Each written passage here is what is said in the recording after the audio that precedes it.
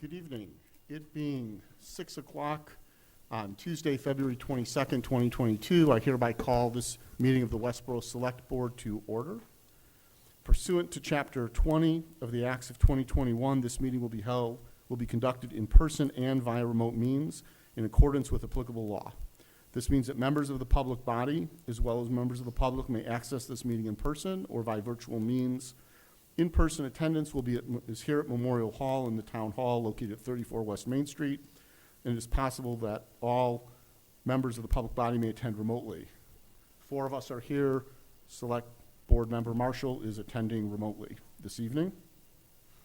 In-person attendance consisting of members of the public is also welcome.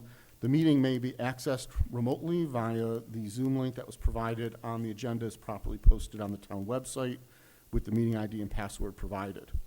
When required by law or allowed by the chair, persons wishing to provide public comment or otherwise participate in the meeting may do so in person or by accessing the meeting remotely by the Zoom link. Additionally, this meeting is being broadcast live and recorded for future viewing in real time via Verizon Channel 28 and Charter Channel 192 and via Westborough TV's online platforms at westboroughTV.org and youtube.com/Westborough TV. So thank you, Westborough TV, for, again, helping us with our public and community engagement. At this point in time, I'd like... Can you turn the TV on? Perfect.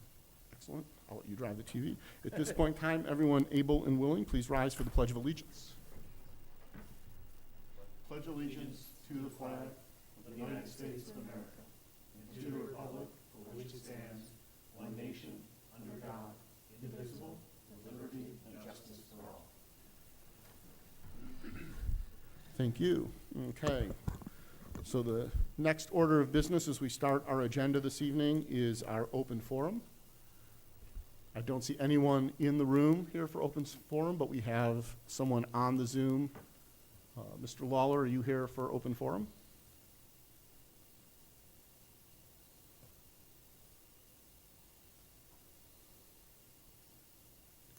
Give him a chance to unmute and make sure.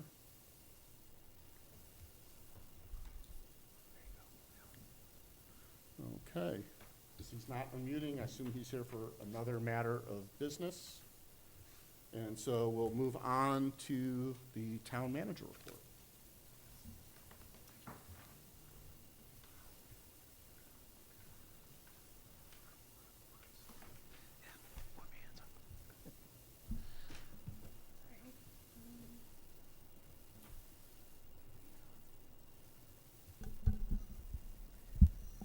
While I'm pulling it up, Wendy's here tonight, so once you close the warrant, you have the latest copy of the warrant in front of you that we just passed out, and Wendy's here, so she can, you can all sign in front of her. We can get it posted tomorrow. Thank you.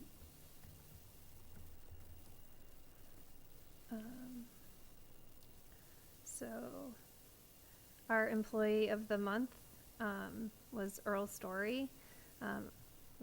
Earl works as the Parks and Recreation lead man for the DPW, and then he also does the field maintenance for the Recreation Department.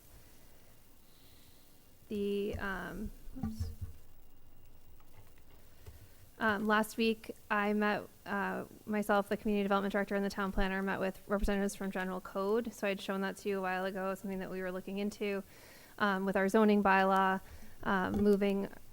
having someone review our zoning bylaw for any inconsistencies, updates to organization, and then putting it onto a web platform that's very user-friendly, and you'll see a lot of communities use it.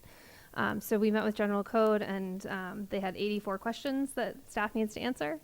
And then our deadline for that is July, and then we would have it ready for the town meeting warrant in October. Similar to, as you remember when we did the charter, there could be an article of organization. It's not substantive changes, but it still will require the same public hearing process.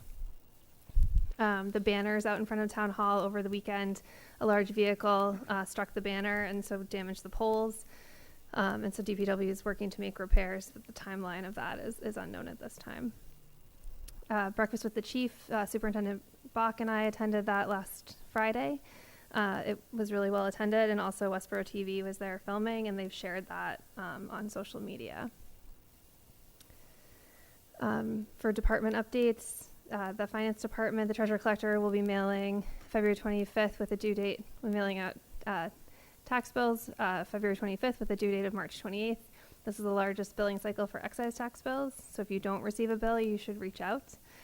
The assessor's office has completed its first mailing of income and expense forms to commercial, industrial, and multifamily properties, and those are due on April 11th.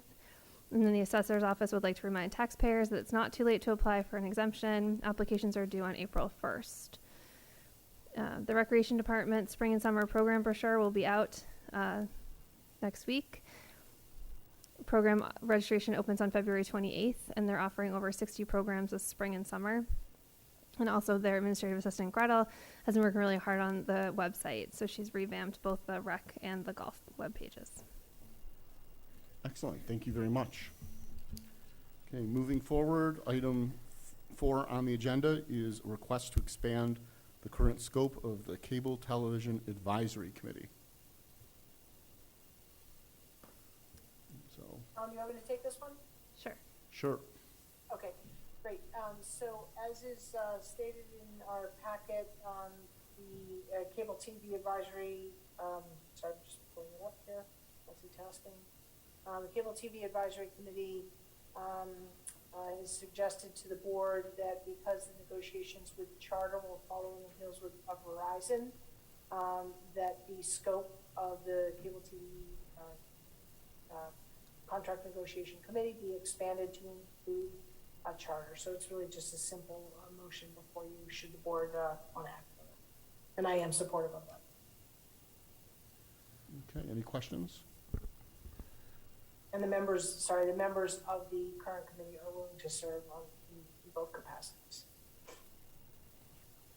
I'll make a motion to expand the scope of the current Cable TV Advisory Committee to include negotiations with Charter Communications for renewal of the Charter cable television license. I'll second that. Moved and seconded. Any questions or comments? Makes sense? Seeing, hearing none, we need a roll call vote. Right, correct, because Shelby's remote? Yeah. Yep. So I'll start with Shelby. Marshall, yes. Sean? Keo, yes. Johnson, yes? Welch, yes. Edinburgh, yes. The motion passes 5-0, 5 being present. And there is one opening on that committee if anyone's interested. Okay, thank you for reminding us. It's a good opportunity to get involved in the community. Okay, so next on the agenda is a public hearing. It's scheduled for 6:30. So we will pull in another agenda item earlier if we can move to item 7, the select board policies, starting with the select board communications policy.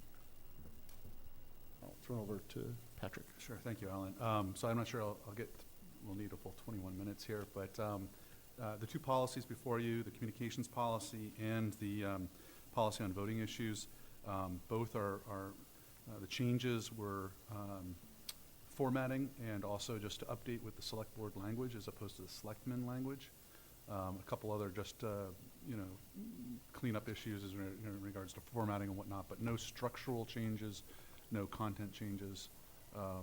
So just again, getting it up to date with our current naming of the board. Okay, Ian. Yeah, just a question on the select board communications policy and more general. Are we select board members, or it's in here as select members, or should it be select board members? Select board members. Okay. That's how So we we just update that to select Yeah. board Yeah, members. we can do that. Okay. So with that change, any other? Well, this is straightforward for that one. Looks good. So I'll make a motion. I'll move to approve the amendments to the select board hearing with the one change that was just reviewed for the select board voting policy and the select board communications Can we- policy as no, Let's presented. do the, Let's just do the communications policy. and Okay, then I'm just discuss reading the it vote. as we got it. yep, Okay. so select board communications policy. Sure. As I'll amended. move to, as amended. Second. Moved and second. Any further discussion? Looking to see if Shelby's raised her hand. Nope. Okay. Roll call vote. Sean? Keo, yes. Shelby? Marshall, yes. Patrick? Welch, yes? Johnson, yes? And Edinburgh, yes. Motion passes 5-0, 5 being present. Okay, on to the voting policy. So again, just bringing it up to date, formatting, and a select board language. Okay. Other, Yeah, so this one, I mean, the policy's already there, but maybe, Christie, clarification on this clerical administrative issues that, maybe an example, that basically it says, it may be brought before the select board at any meeting for discussion and vote in the same evening. Would that be something that's off agenda or not on the agenda? Is that what? No, I think it's speaking to things that are maybe cyclical or something that you typically deal with. Because I know that a while ago, probably when this was created, there was discussion about things coming to you and having a meeting to discuss it and then come and vote on it at a separate meeting. So I think clerical administrative is just things that are maybe more straightforward. Maybe Okay, like so, a but it'd job still be an agenda Right, item. still have It's to be not agenda something that- item. Okay, Yep. perfect. That makes sense. and with respect to substantive issues, here's where we have a policy, and I'm not sure when we've had substantive issues before the board, we've taken a formal vote as to whether or not we're going to vote on it at the current meeting or the next meeting, as a matter of practice. Yeah, my understanding is we can't have a discussion or a vote on an issue that's been brought before the board without it being on the agenda. So if a resident brings a substantive issue to the board, or we bring a substantive issue to the board ourselves, it would just be to raise the issue, and then we'd put it on a future agenda. Okay, so but the way it's worded is substantive issues may be brought before the select board by any select board member at a public meeting for discussion purposes only. We wouldn't be able to discuss it without it being on the agenda. I will, That's this was correct. not a language change, this is how it was before. But I Yeah. would agree with you that discussion, my understanding is we're not supposed to discuss it even. It's kind of I'm not sure how much, I'm not sure what created the need for the policy, but I'm not sure that we reference it very often. So I don't know if you find it useful at this point. Because this would basically say that if it's a substantive issue that's on the agenda, that we would discuss it at one meeting, but would not, unless we voted to vote, we would not vote on it until a subsequent meeting. It's a good point, and one that I didn't catch, that it should be clear about the need to follow. Yeah, Open so, meeting law. can we discuss it when the topic is first brought up, but no vote, or can we not even discuss it? Well, if it's on the agenda, we can discuss it. But if Right. it's not on an agenda, we can't, Right, I think we're supposed to discuss it. right. I guess my question is, do we even need this I don't know what, so it's from 2010, but Mm. it doesn't really say much. It's more of a, Do you remember if we ever had to use it in the past, or reference it? I remember was I here in Well, 2010? There was a point in time where the management of the select board was to have a working meeting, to alternate meetings, one being sort of a working session where you would discuss. But this was even But This not is vote. before that. Yeah, this is Yeah. before I even started. This is one before I was Before I started. even started serving, so I think And- I came on in and I would- 11, maybe. And I guess I assume the intent of this was, if there's something on the agenda and we discuss it, to not vote on it right away, so that if the public has comment or feedback, we receive it before we take a vote, which would happen at the next meeting. I think this is actually a topic that hasn't been brought before the board. A select board member brings it forward out of the blue. The board may not have even heard of it before. This has nothing to do with what's on the agenda currently. This is something new. Yeah, but that would be, something new would be appropriate for maybe issues and correspondence, asking for that to be on a future agenda, but you wouldn't have discussion. Yeah. But a board member can also act as, my understanding, can act as just a citizen, and during the open forum, can bring a topic forward at that point as well. Right, but we're not, even with that, we're not supposed to have discussion on it. Correct, that's We why I'm would- saying I We would think the decide dis- whether I it think gets the put on a discussion part's future the agenda. issue. Yeah.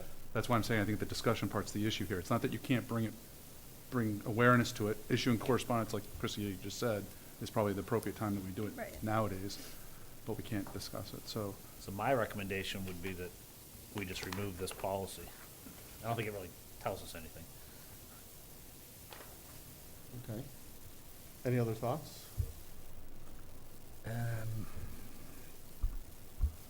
And I think I'm okay with that. I think really everything should be on the agenda, and if it isn't on the agenda, then if it's mentioned, it's more of, we bring it up for a future agenda. So I think I agree with what you're saying.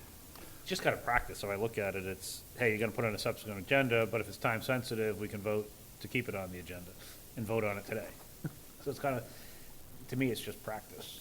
So do we need a policy that says that, or we just, I mean, I would, Ian, I would agree with you. In my short time on the board and certainly hearing there's no history of use of this, then it seems like we have a process that we all understand as to what that mechanism is, that we bring issues forward and that we all talk about them and when it's appropriate to just go into discussion. I would agree with you. I'm not sure if I find value in this policy. Shelby, any thoughts? Yeah, thanks for recognizing me. So I actually can remember back to a time when I don't know that I knew you were referring to this policy, but when we needed this policy because items would be brought up in some format, often issues in correspondence, and then there would be a discussion. So while this policy certainly predates my memory on that, I guess I agree with you and Patrick in that it is just good practice. I guess I'm just wondering if there's a, less experienced board as a collective whole, is there some value in having this basic? I view this as saying, you can bring a matter up that needs to be raised, and maybe it needs to say during issues and correspondence, and it's not even for discussion purposes.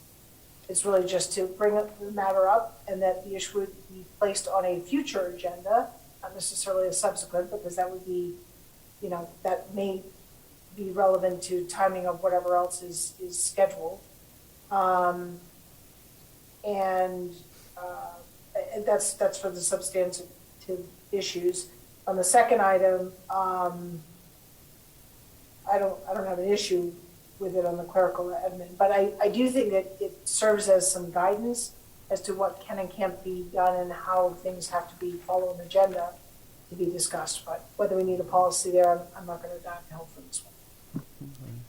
Thank you. I mean, I guess as I read it, it really doesn't say when an item is being brought up by a select board member, but it's, basically saying that if it's deemed a substantive issue, that we wouldn't be able to vote on it at the same meeting we discussed it at, unless we voted that it was time sensitive. right, the majority of the board. The majority of the board felt agreed that it was time sensitive and we couldn't. And so, my gut, not knowing the full history of it, I tried to do a little bit digging of the stuff online, back from that time frame, didn't really find much. It sounds more like its intent was that if the board is discussing something substantive, there should be time for the community to respond between the discussion and the vote. And so I'm not, and we haven't practiced that. I think we have haven't practiced it. explicitly, we haven't said, hey, we're going to discuss this week, we're not going to, there are times where we discuss it, we decide not to take a vote, and we push it off, or we agree to reschedule it just because we're not done discussing.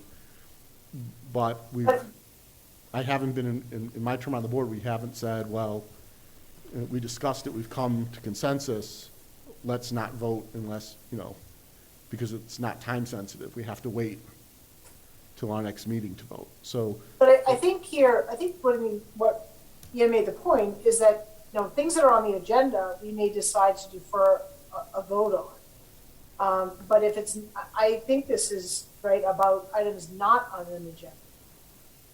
And a member of the board brings it up, and it may or may not be time sensitive. That's sort of the other divergence of this policy. And could it be voted on if it was deemed to be time sensitive, even if it wasn't on the agenda?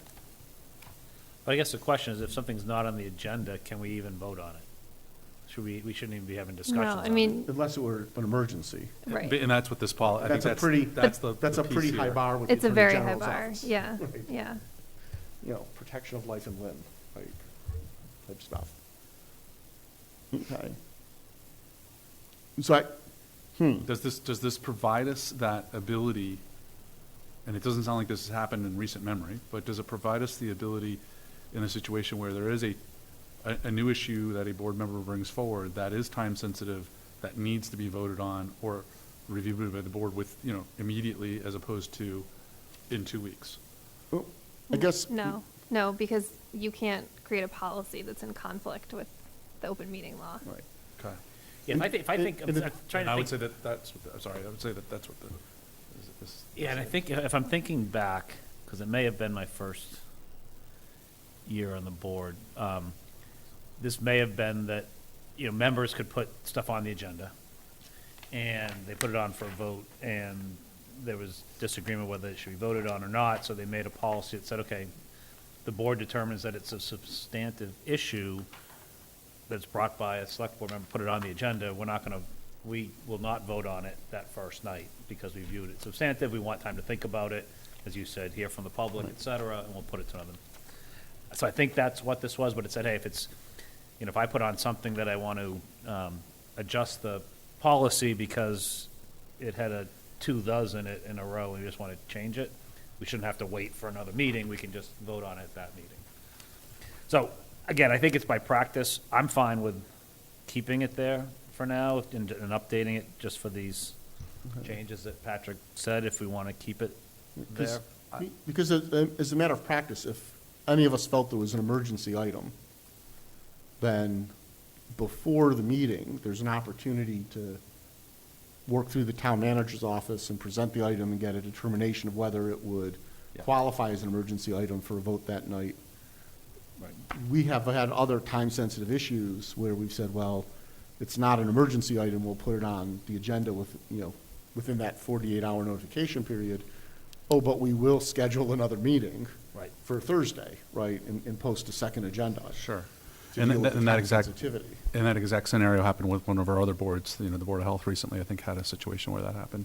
Yeah. So my question to you all is, there is some value to have some structure with a policy, even if you don't think that you're going to use it. At least, hey, in the future, it's something that can be referenced as to what the thinking is.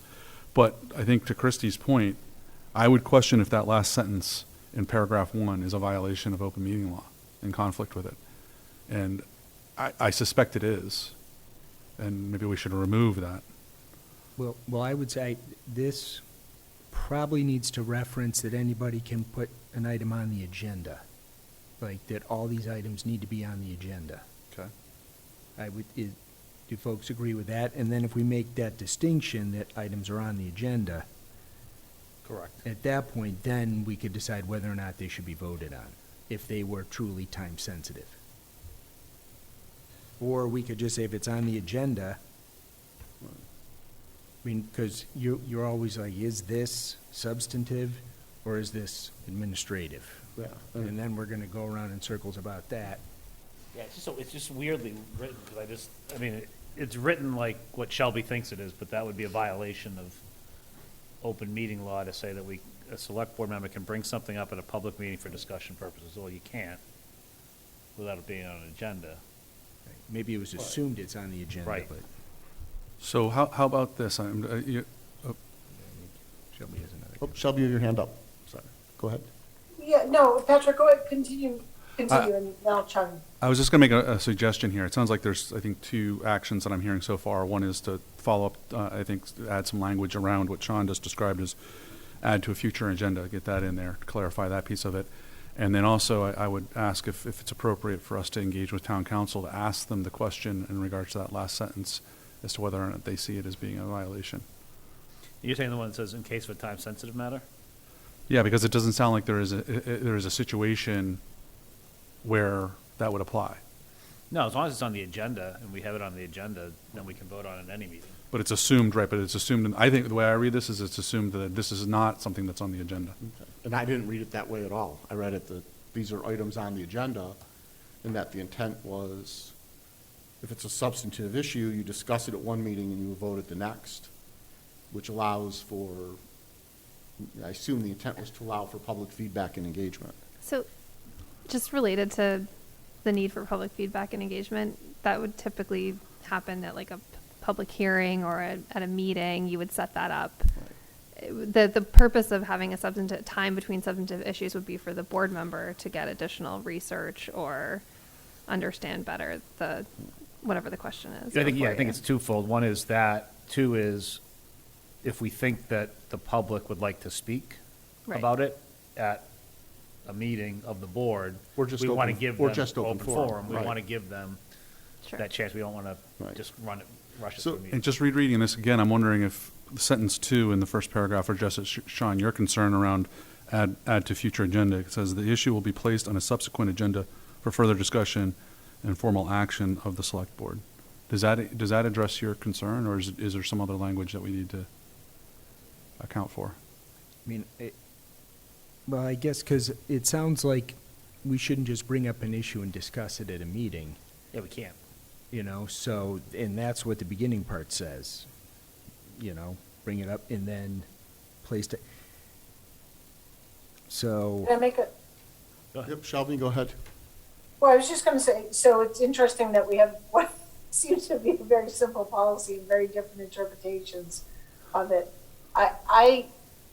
I'm speculating the more I read this, that maybe this was, brought up to give individual members some comfort level that items that they were bringing up that they felt were substantial, that they would get the attention and would then be placed on a subsequent agenda. So to me, that's sort of interesting timing, as opposed to, let's say you had a chair that wasn't receptive to that, it could be kind of kicked down the road. So I feel like this is all about items that were not on the agenda, because if they're on the agenda, it doesn't even have to say, vote. If it's on the agenda, it's an item that can be voted on. At least that's always been my understanding. I think we put a discussion vote for the benefit of the board as well as the public. To me, this is just about items that were not on the agenda, that if the board so chooses by well, there's missing language here, because the board has to then determine that it's substantial enough to be placed on the agenda Right. by a majority. Correct, but that would be on a case-by-case basis, so I don't think you can define that, right? That would be very No, difficult. that's what I'm saying, right? So I mean, the way I read this is, I'm bringing up an item, I think this is really important, it's really substantial, whether it's time sensitive or not. But what if, I think we have a really cohesive, effective board right now. What if we did this? Right? What if that item were not received by the chair or the board to be substantial enough to be on the next agenda or a future agenda? So I think this protects against that, if you will. But I guess where I'm struggling with that, Shelby, though, is the second piece with clerical and administrative. Yep. If you take your interpretation, it means I can bring something up without it being on the agenda, and we can vote on it at that Yeah, meeting. no, I agree, and I was talking about just the first part of those comments. Right. Okay. That's why I'm confused where it gets run to, where the two of them start the same exact way, but says, it really feels like if it's substantive, it's not gonna get voted on. If it's clerical, it is gonna get voted on. But I think it goes back, Yeah. neither one you shouldn't be voting on anything, I don't think, unless it's placed on an agenda. Right. That's exactly how I understand open meeting law. So that's why I was wondering if we should take it back for Yeah. council review. Maybe we can even go back and look at I think it'd be minutes from worthwhile March. to go back and maybe look at the minutes, from March of 2010 to see what the intent was, and Do we need to Shelby's viewpoint, that if you have a board that's not functioning well, it guarantees a dissenting voice the right to get something on the agenda. it means that chair doesn't have absolute authority over the content of the agenda anymore, which is fine. I mean, I think it's less contentious when you've got a well-functioning board, and we've been fortunate enough to have those. You know, so looking at that from that angle, you know, looking at it from, you know, as far as getting something on the agenda from that angle, but also once it's on the agenda, do we want to require, if it's a more substantive issue, do we want to require that it has to be on two agendas, one for discussion, one for final discussion and vote, or, you know, even if it's substantive, do we think at times that we can have the information we need to have the discussion and take the vote in one meeting? And so I think, thinking about those two angles, going back and looking at the original intent and modernizing it, you know, and bringing it back forward would be helpful. And then we can decide for both of those angles which are appropriate, which we want to consider. I mean, historically, since my election here and participation in the board, we don't have any trouble having complex issues span more than one meeting. And at the same time, we're responsive to times, even some complex issues that have come up that are time sensitive, we've been able to move those along in So practice. let's table it, So, because we're after 6:30 too. So. okay, so, Patrick, you willing to take on that effort, and do you want help? Yeah, sure. I would like to ask if I can get help with getting the notes from March 23rd of 2010. Sure. And do we want to go back and do we want to, because I know other policies we've worked on this past year, we've had some questions on the legality of some of it. Would it be appropriate to bring it back to town council to have them look at it? Yeah, let's go back and look what it is, and Sure. before we go to them, let's look at what the history of it was. Okay. I'm still wondering again whether it's even necessary, so I think that. Okay, well, if we get the research, And, you know. it's if a we do- substantive issue, and we if can discuss it at our next meeting. Yeah, and if it is necessary, then I think we look at amendments or modifications like you were just suggesting around. Clarify it. Make it clarify it. Yeah, Make it, okay, good. and then we have to live by it. 'Cause it's- Exactly.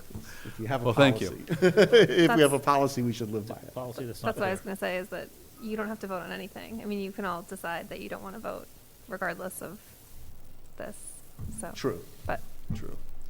Okay, thank you. So we'll, I would just ask whether in that review that, there should be language added that, the issue would be placed on a subsequent agenda, by but it requires a majority vote of the board. okay. I'm taking a note, Shelby.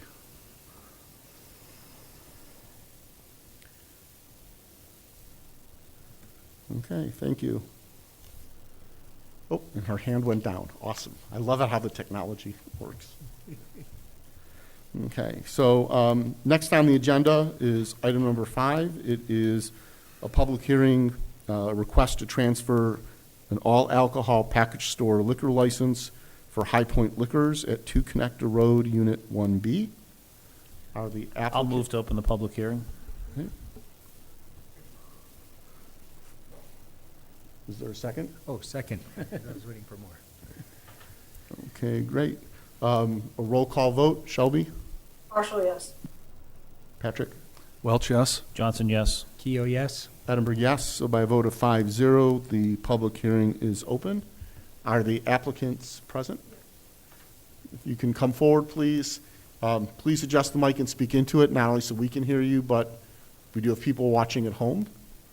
And so if you can introduce yourself and tell us a little bit about the business and the transfer of the liquor license.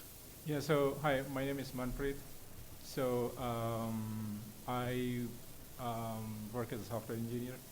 So I am very good known to our seller. So he's my kid's teacher. So he decided to sell, and I'm interested in buying it. So he did a very good job in following all the compliance and rule regulation of the city.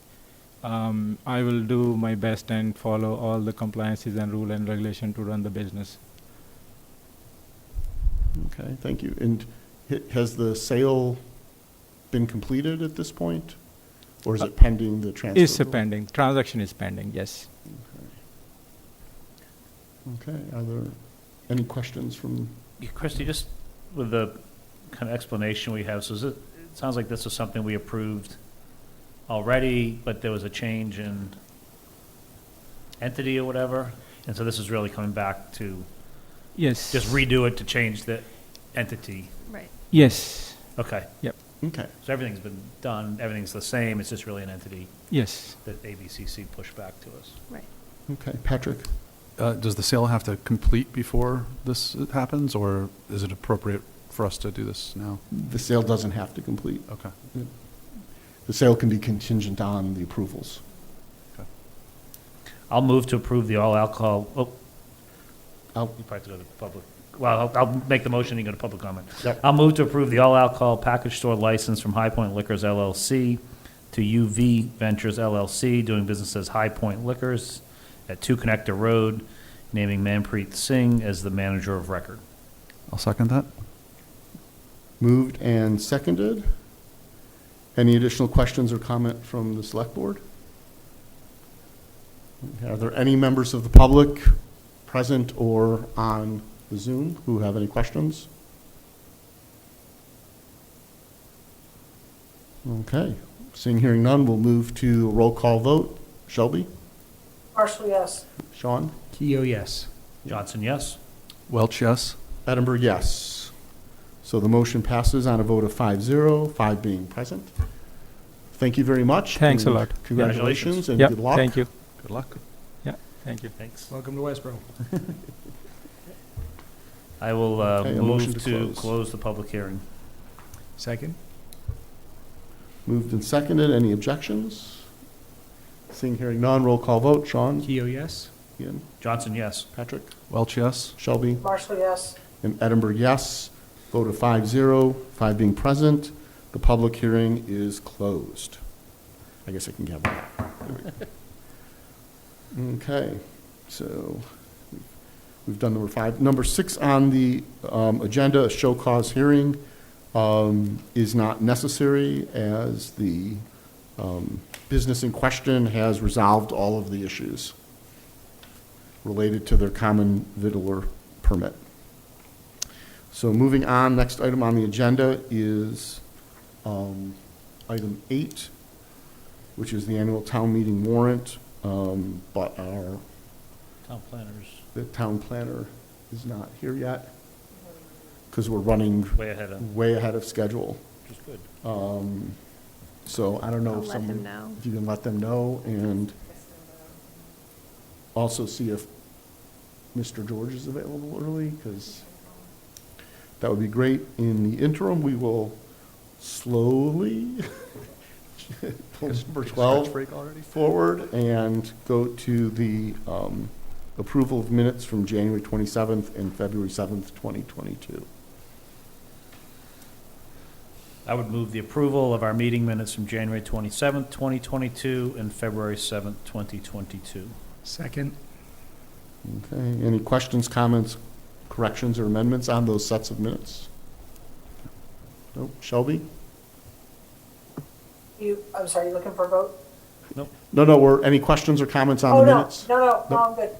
Okay, so no questions or comments on the minutes. We'll proceed with a vote. Shelby? Now I am looking for a vote. Marshall, yes. Patrick? Welch, yes. Ian? Johnson, yes? Keo, yes. And Edinburgh, yes. So the motion passes by a vote of 5-0, 5 being present. And since we are well ahead of our agenda and we're waiting for the proponents of multiple warrant articles for this evening. I can provide a budget update. Okay. Under- We can do, or should we do issues and correspondence first? That's fine. Okay, why don't we do issues and correspondence first? And then we can get a budget update and move into the warrant. Mhm. So Patrick, I'll volunteer you to go first. Nothing this week. I have nothing this week either. I'll kill a little time here. So the Library Building Committee met earlier today.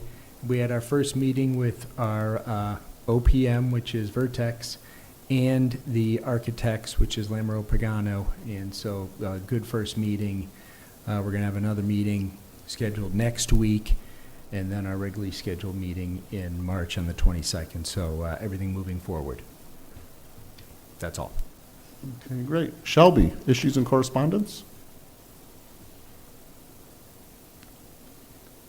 Yep, sorry. So, thank you everyone for letting one of my issues and correspondence be my casual attire as I'm enjoying some time in Florida. So thank you to the governor to allow for hybrid meetings for this purpose.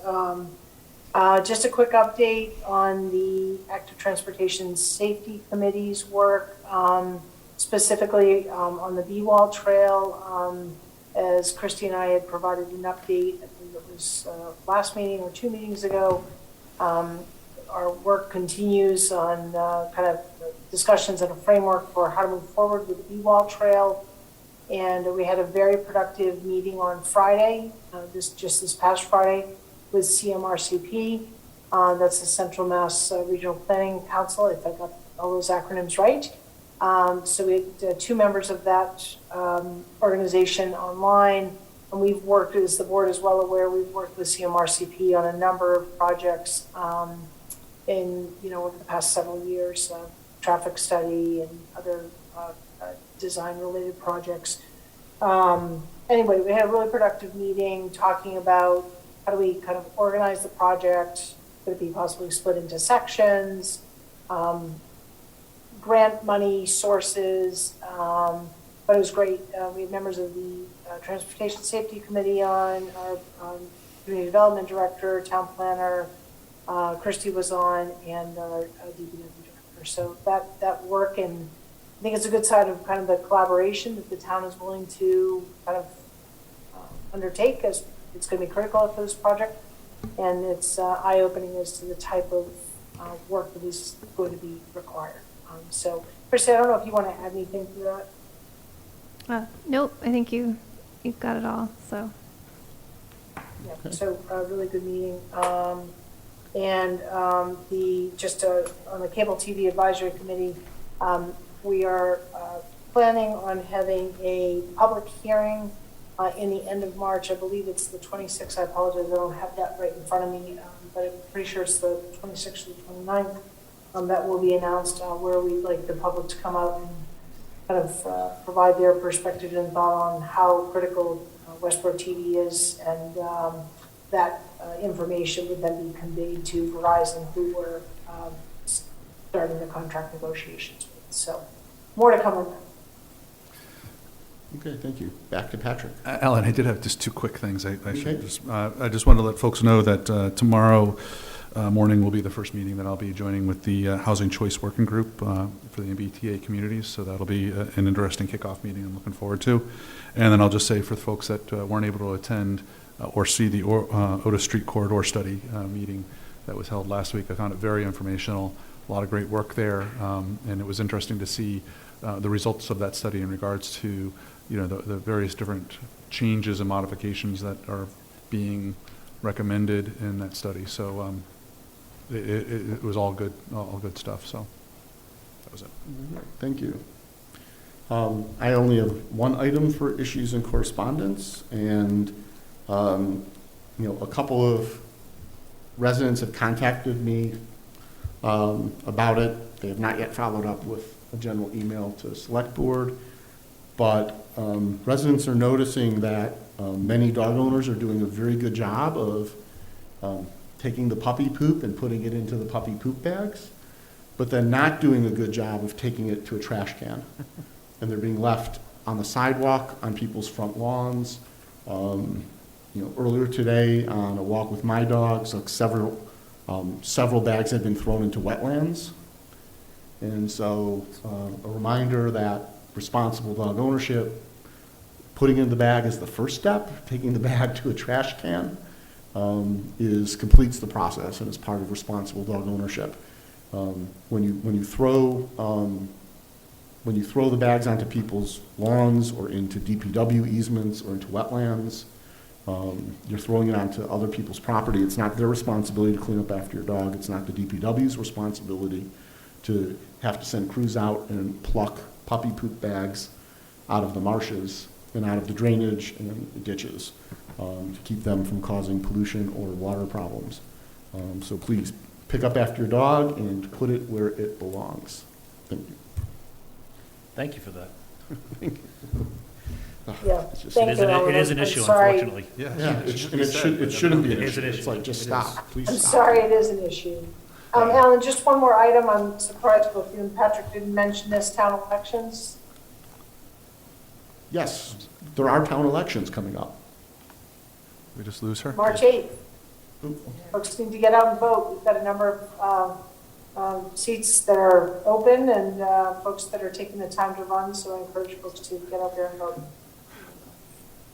Yeah, March 8th. And have we posted on the town website when town meeting is going to be yet as well? I think if we haven't, those two things would be Yep. great. Okay, Yeah, the draft 19th. warrant's been on the homepage for weeks.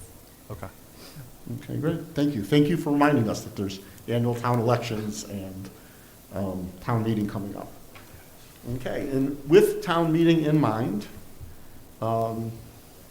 as we look at placing articles and closing the annual town meeting warrant this evening, obviously there's a warrant article which is the operating budget for the town, and our town manager has an update for us.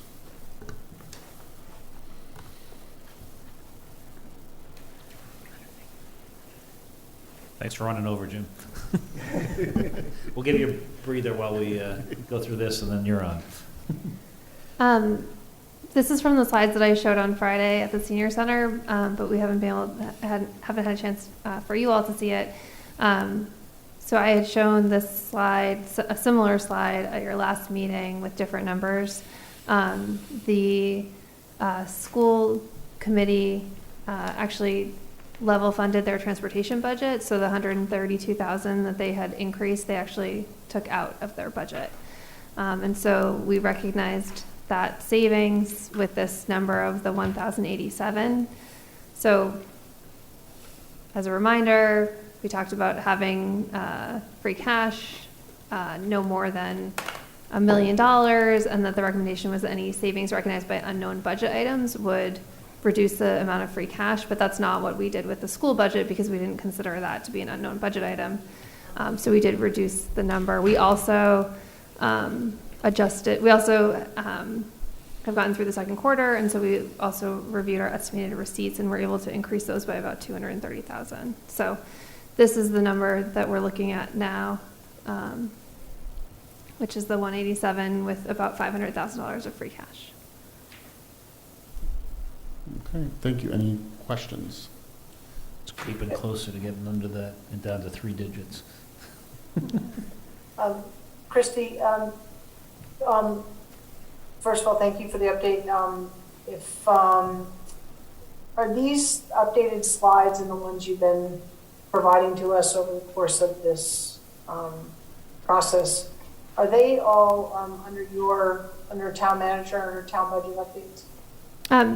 All but these, because I just haven't done it yet today, but these are okay, just but from, these are just from Friday, but they will be up there, but all of the other presentations are on that webpage. Okay. Yeah. I just wanted to show you this too. John put this together for the presentation at the senior center to show the average condo tax bill increase, which we thought, just gives sort of a different perspective. So it's still a big number, obviously compared to previous years, but it just gives a different view of the increase. Does that include, I mean, I don't know what the official definition of condominium is, but does that include like the Willows? Would they be considered condos? I think so, Okay. yeah. So those are the only slides I wanted to show you and let you know about those 2 changes to the budget. And is that, so that's really, that is just the budget increases versus assessment increases? Is that The why con- that's, The condo? yeah, It's just because the value of the condo is less than the average single family. family? Yeah. Okay. So it's, I guess if we had 500 or whatever was the average single family, 625 now. 625? Okay, so it's basically on a condo is probably like 200. The 625 to 1,087 would be 400 something more. This is 680, so 250 or something. Okay. So that's the difference. It's about half of what the, or a third of what the increase was for a single-family home, the condominium was. So actually, sorry, so the condos actually wouldn't include the Willows. They would include, I think, like Walker Meadow. Welcome, okay. Earlier this week, the governor proposed increasing local aid in a couple of different buckets. One I know is Chapter 90 for roads, which wouldn't affect the levy per se, because we generally spend the money that we receive for Chapter 90. We don't budget beyond that for roads, but it would just allow us to potentially do more. Then there was some unrestricted local aid increases and some, Right. any indication, any follow-up, and, this was a press release Yeah, are you from the talking, governor, any information about how it might actually impact us are and you, the details of it? are you talking about this FY22 supplemental budget that they released last week? Or, I didn't see anything about an increase to his numbers for FY23. Okay. He did just release his supplemental budget for this current fiscal year. Okay. So I'd have to look. Okay. But if I'll local, have to double check. as the I'm budget not- moves through the process, our expectation is that the legislature will increase our local aid numbers based on the revenue that the state has seen. Okay. I haven't seen a new governor's budget numbers. So, Okay. Patrick? Yeah, just a question on that number, that 1087 number on the slide that you had there, Christie. Does, and I know we're going to get into the articles on the warrant here, but this does touch it. Article 9N, the high school rooftop chiller, and Article 10, the Hastings School HVAC system, if those are, if the town elects to raise and appropriate versus free cash, or if they fail, ARPA money isn't used, is that part of that 1087? no, Okay, because they wouldn't hit in fiscal '23. okay. Oh, Because they would be, Borrows. if they were borrows. If they were, right. if they're not free cash, right, okay, so if there's a borrow, it's not. If you change it to raise and appropriate, then Right, it would right. significantly 1,087, impact, significantly it would Yeah. significantly impact FY23, that number. Right, and is there a possibility, the way the articles are written right now, that it would be a raise and The appropriate? motion is going to be to borrow. Okay. okay. Thank you very much. At this point, I would like to invite our town planner, Jim Robbins, to the podium to present and discuss the planning articles.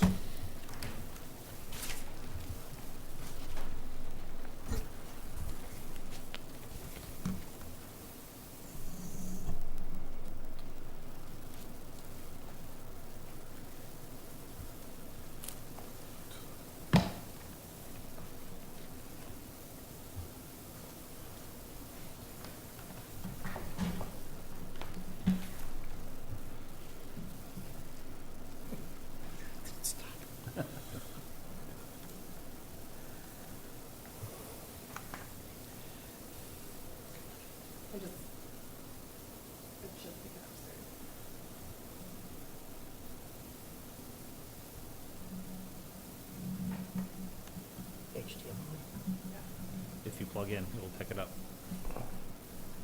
They will come.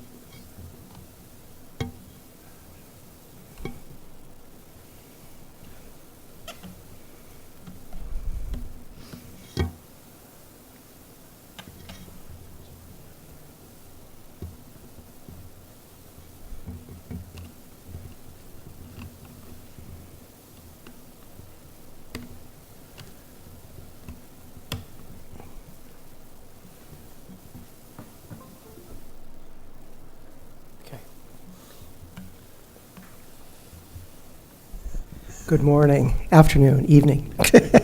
I'm going to get them all in there. I haven't been outside my office all day. I forgot it was raining. Good evening, and thanks for having me. I'm Jim Robbins, town planner. Which article is first? Is it the M1 article? It's I think it the is. Industrial Yeah, I think- overlay, isn't it? I think it is the M1. I was just one of the, Yep, Article Article 31 is the 31. M1 overlay. Article 30 is the M1 district on Ruggles for the water tank, chlorine booster. Okay, the two water tank articles are the Department of Public Works. I'm assuming they came to see you. yes. Okay, good. Just as an FYI, the planning board voted unanimously to support both of those DPW articles Oh, as written in the warrant. Okay, oh, wait, hang on. good to know.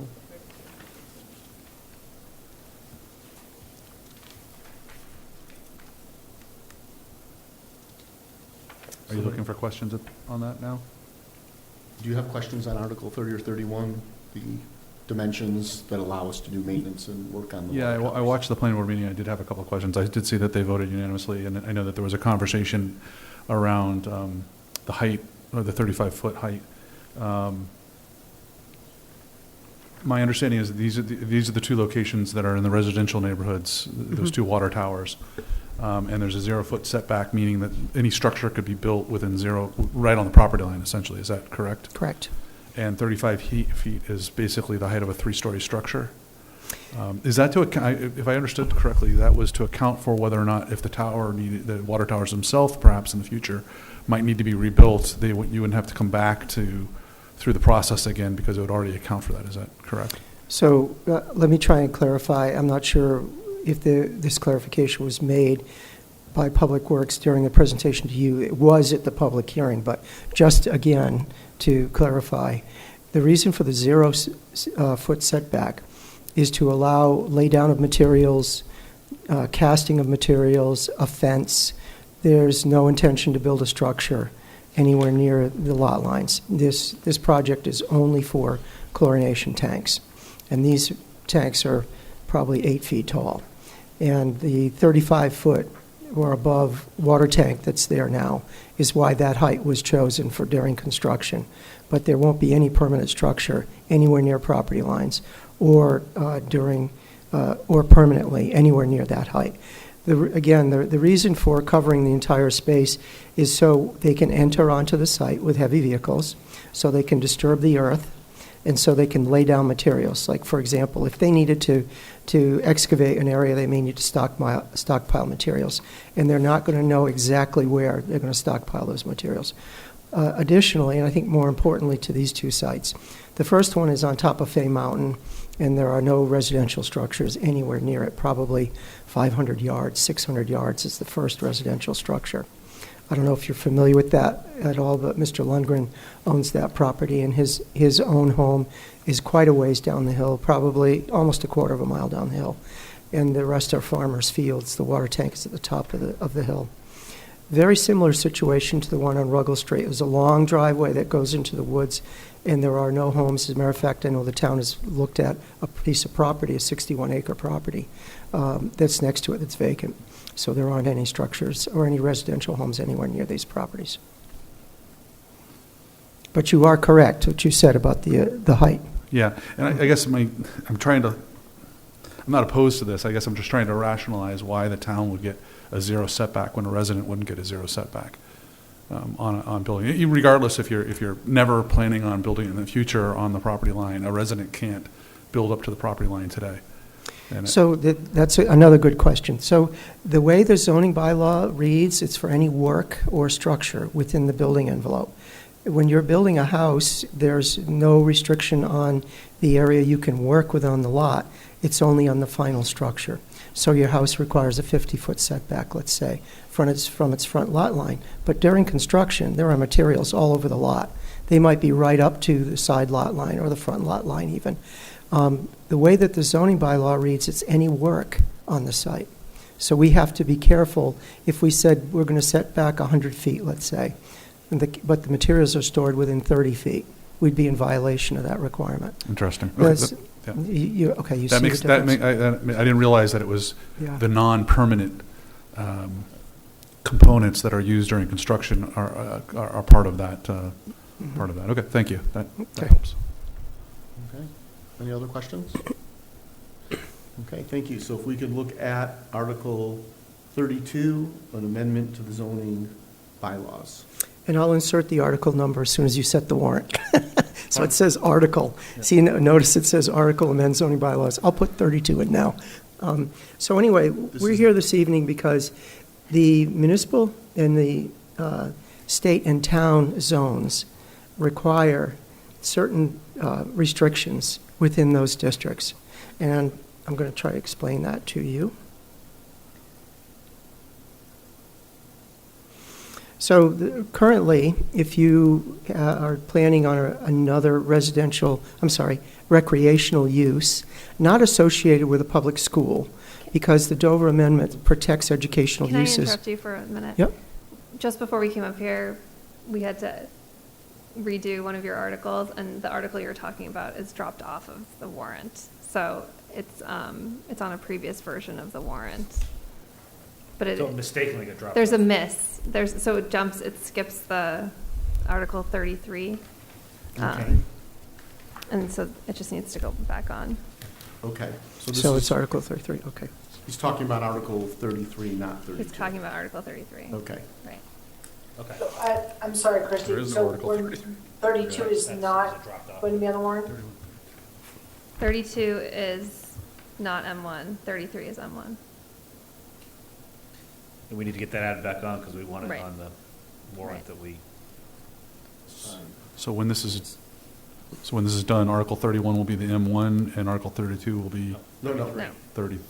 Okay. 33. 32 of the M1, we go from 32 to 34 in our packet now. So he's talking about Article 33, Right. which is in the prior version of the warrant we have, not this But he's physical going to printed just talk, copy. he's going to, But he'll talk us through it. yeah.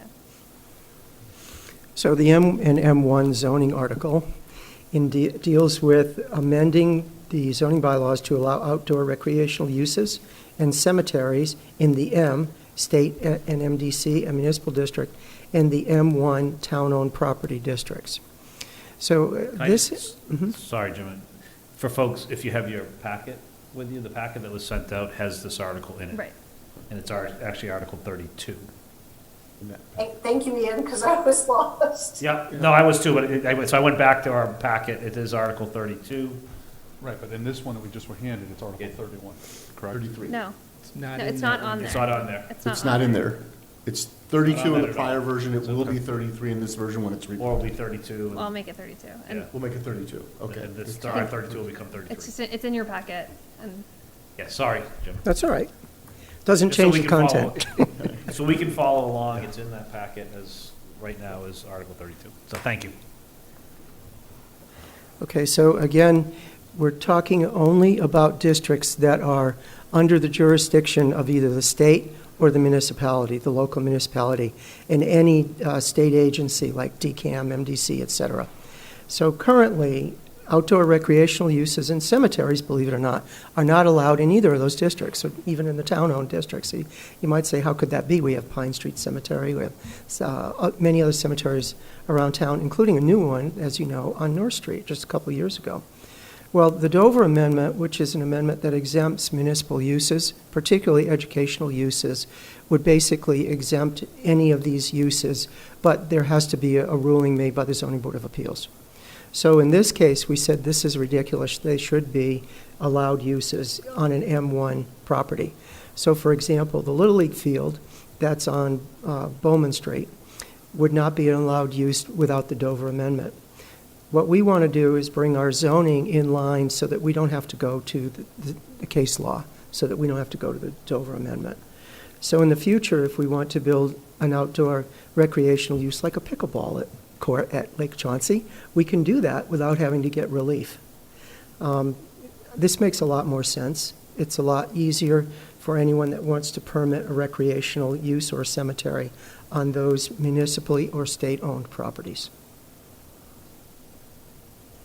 As I said earlier, there are many public recreational uses currently existing on municipal land, and under the current zoning, these are considered non-conforming uses. A new public recreational use proposed on municipal land would not be allowed under present zoning. So an amendment to Section 2300 allowing these uses is needed. And the same goes, my second point, for cemeteries. The exact same reason that we want to amend our current zoning. And it's simply an amendment to the use table where cemeteries and recreational uses are noted. Currently, they're N for no, and we propose to change it to Y for yes. So if you look on the table, the bold language in the columns for M and M1 on the rows cemetery and outdoor recreational uses show a change. That's the only change. It's just That's the only change. There's no new definitions. There's no new explanations of uses. Makes sense. Any questions? Shelby, any questions?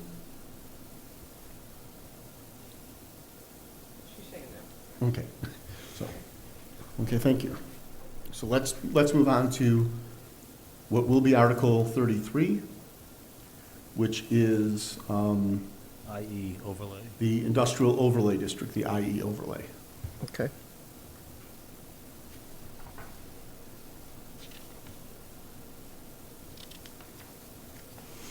So this will be Article 33. So this is an amendment to, I should say, our amendment to our existing zoning bylaws, and we're creating a brand-new section that we're calling Section 5900 IE Overlay District. So what's the purpose for this? The new industrial E overlay would encompass properties on the west side of town only. So we're talking about industrial properties along Otis Street, Secaucus Drive, Valenti Drive, and Smithville Parkway as an overlay to the current general industrial district.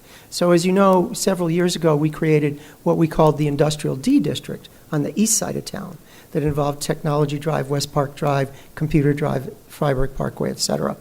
And that allowed increased height and increased coverage, but not as aggressive as what we're proposing here. But the intention is still to allow additional expansion of office, research and development, and technology uses to create more opportunities for commercial users. The IE district would allow increased land use intensity through increased dimensional standards, more permissive than is currently provided in those districts where they're general industrial. What's proposed? So the new zoning district we're calling Industrial E, uses allowed by right, so not a special permit, just a site plan review from the planning board, and of course, as you know, all site plan reviews come to the selectmen for a review prior to going to the public hearing with the planning board. They're the same uses as currently allowed in Industrial B. So the west side of town on the streets that I mentioned are all currently zoned Industrial B. We're not changing any of the uses. We're only changing the intensity of the uses. So the next bullet point says we're going to allow up to 5 stories by right. Currently, 4 stories are allowed by right. We're going to require a minimum of 50% open space. Currently, 60% is required. So it's a 10% change in open space in 1 story in the height of the buildings. However, in both cases, site plan review is still required by the planning board. So there are provisions. We're not just going to allow it by right without making special circumstances for the businesses to protect the surrounding neighborhood. So though uses in the IE district would be allowed to increase coverage and increase building height privileges, provisions are made to protect the environment and the surrounding neighborhood. Where specific design requirements must be met. We have to maximize, or the business would have to maximize opportunities for walking and bicycling. They'd have to incorporate best practices in an energy-efficient design, environmental protection, stormwater management, LEED, which is Leadership in Energy and Environmental Design criteria for their buildings, and low-impact development techniques wherever practicable. And I'm going to explain those last 2 terms as we go on in the presentation. They'd also have to retain mature vegetation wherever possible, in other words, no clear cutting. They'd have to provide for winding sidewalks and creative siting of structures. Also ensure that landscape materials used as buffers are native, non-invasive, hardy for New England, weather conditions, and disease resistant. They must ensure that there's a mix of trees, shrubs, and perennials or annual flower beds are integrated into the site, provide for electric vehicle charging stations, serving parking facilities, assure that the project site design provides for photovoltaic energy generation readiness, that's solar energy, And if a property in the new IE district is within 300 feet of a residential use, any development of the IE parcel shall be required to screen its residential abutters from any light or sound coming off the parcel in the new IE district. Such screening shall be achieved by eliminating lighting on the side of the proposed development facing the abutting residential use, adding landscaping, fencing, and other visual or sound buffers. So where is this district? This is our current zoning map. We're going to be looking at the west side of town. On your screen, it would be the left side where the purple color is. So you might have seen a little bit of a change there. I'll go back. So here's the existing zoning map. Here's the proposed zoning map. So you see there's a crosshatched white area. I'm going to zoom in on that.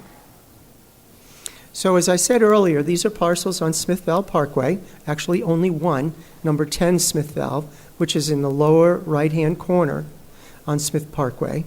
Then starting up Otis Street, you can see the railroad. I wish my cursor would work here. Oh, there it is. This is the railroad, this line right here. So starting just above the railroad and heading north to the highway business properties at the intersection of Otis with Route 9. Now, we chose to keep the area below the railroad as it currently exists, not allowing the increased intensity because they directly abut residential users on the other side of Fisher Street and Otis Street. So we wanted to protect them as much as possible while still allowing all these other properties, Secaucus Drive is here, to expand or increase their height. There's 50 Otis Street, the former Astra, the now Amazon Robotics. There's the site of the new microbrewery, Cold Harbor, under construction at 66 Otis.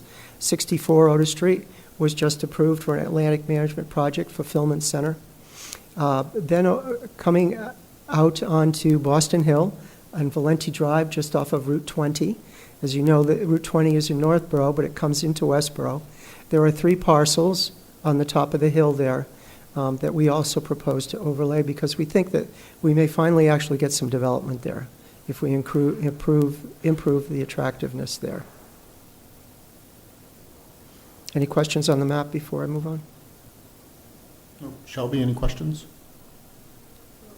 Okay, thank you. So what are the benefits? This new zoning would provide more opportunities to meet the desires of today's modern office and R&D companies, improve Westborough's attractiveness when competing with other towns, helps to boost the town's tax base, that's an obvious one, and helps to reduce the burden on the residential taxpayer. Thank you. Questions? Thank you very much. Any questions from members of the board? Patrick? Yeah, on the 5 stories versus 4 stories, is there a physical height limitation or is it just the number of stories? There is a physical height limitation. If you look in your warrant, the maximum height is 85 feet. Currently in the industrial D, which I talked about earlier, on the east side of town, it's 95 feet and 6 stories. This would be 85 feet and 5 stories. So it's smaller than what's on the other side of town. Correct. And currently, the industrial B allows up to 60 feet by right. So this is an increase of 25 feet for any modern technology that might go on the roofs of these buildings. Antennas, HVAC, parapets, things like that. And if I remember correctly, this came about because of Lot 64 having that slice of land that kind of was within 500 feet of Route 9, and there was a... That's one of the reasons. Yeah. That's probably the smallest of the reasons. The real reason was we had property owners, Atlantic Management among them, come to us and say they wanted to increase their coverage. So we looked at not only increasing the coverage, but the height. Because sometimes we find that if we allow the builders to go vertical, they'll actually not use as much coverage. The intention is to protect as much of the natural environment out there as possible because, as you know, we have a water treatment plant out there. On the map, the area in green is the town's water treatment plant. Also, we wanted to protect the town wells. Town wells are not shown on this plan, but there are 2 town wells off of Otis Street. Thank you. Thank you. Shelby, any questions? Yes, thank you. Two questions. So I do understand this would change this to be, or would allow this to be by right and require a site plan. Jim, just help me to understand under the findings, so as part of the process, the findings don't have to be fully satisfied, numbers 1 through 8. But they would have to be satisfied to, I guess, satisfactory expectations of some majority of these, or the planning board can kind of pick and choose what ones? So they would need to address each of the criteria. Okay, so it's all of them. Yes, they'd have to address them all. They may not make significant changes in all of them. They may address some of them to a greater degree. Like, for example, an easy one to look at is the photovoltaic parking requirement of 5% of the total spaces.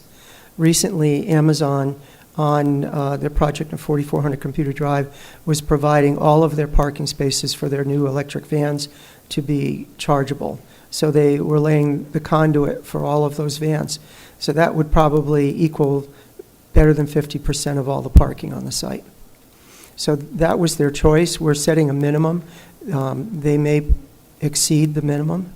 The other, I think, most important thing from an environmental perspective is we're requiring them to be LEED certified and design the project to certification standards, which would mean the building would be net zero energy use, which is a good thing, obviously, because it's less of a tax on our local energy sources, but also less fossil fuel uses to power the building. Lastly, we're asking them to provide some renewable energy sources on site. Could be solar, could be geothermal, could be whatever they propose. We let them choose, but we encourage them to address that. So, for example, on the east side of town, on Freiburg Parkway, the New Partners Project, the UMass Brigham's Surgical Center, is going to have a solar canopy and EV charging for their vehicles. And the building is also going to have geothermal power. So that's actually a great model for the town. It's way more than what we would have expected, but because we mentioned those criteria in the Industrial D, they said we're going to do all of those things. So Jim, just following on with that if a future developer wanted to stay below the 5 stories, or stay below the current, which is 60 feet, they have to still comply with these elements if they're redeveloping? No, only if they use the overlay. So, for example, the Amazon building is 2 stories. The Amazon Robotics is 2 stories. They built that building under the existing zoning. That right would still be allowed.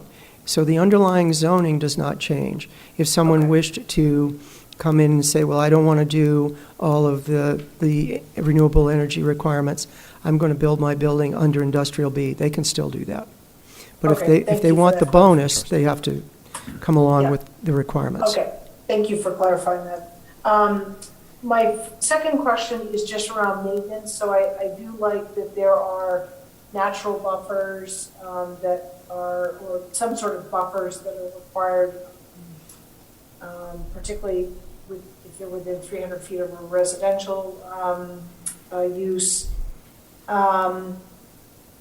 Where does maintenance fall as it relates to authority and oversight? So let's say trees are planted and then they die because they weren't hardy enough, or a wall is built but it's aesthetically pleasing and then it starts to crumble.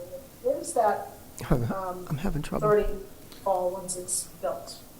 I'm having trouble hearing you, Shelby. I apologize. Maintenance of the. She's asking about any requirements, maintenance of the landscaping and any sort of buffer. The example she gave is they plant trees, it's nice, but 3 years later the trees all die, or they put up a wall that looks nice and, it starts to crumble or needs painting or other types of maintenance. That's a really good question, Shelby. Thank you, because I've seen that happen. the permit that we would grant them under the site plan approval would require them to maintain it. Obviously, there's enforcement if we don't see it. If we can't see it from the road, it's going to be hard for us to know. But where we can see things, or if a neighbor reports it, then they would need to replace dead trees or something that they're not doing.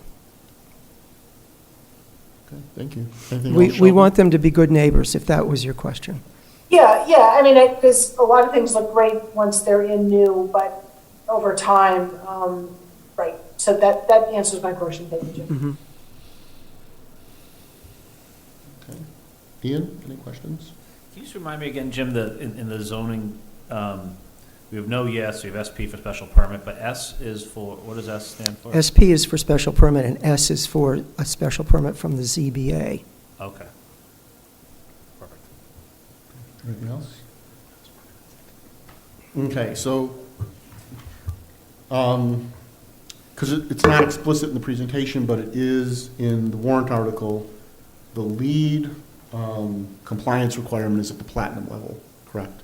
And that's the highest level, That's correct. so. Let me make a distinction there, because I discussed this with two attorneys and with a developer. And the way that that's worded says that they must design to that certification. It doesn't say they must be officially certified. So there's a distinction there. A certification can come from the architect on the project, the developer's architect. And it's the same certification that you'd get if you hired a third-party consultant, like, say, Conservation Services. The Conservation Services could add $100,000 or more to the cost of a lead building if you hire an outside authority to certify. The architect can do the same certification. That's why we didn't say that it had to be certified after construction. Okay, It's designed to the lead certification. okay, that's important to know. Thank you very much. Sean? Jim, thank you very much for this. If you could review, so it's 50% coverage, and I guess what is included in the coverage in terms of like parking lot, it's hard top only, or what that includes? Anything that's not pervious.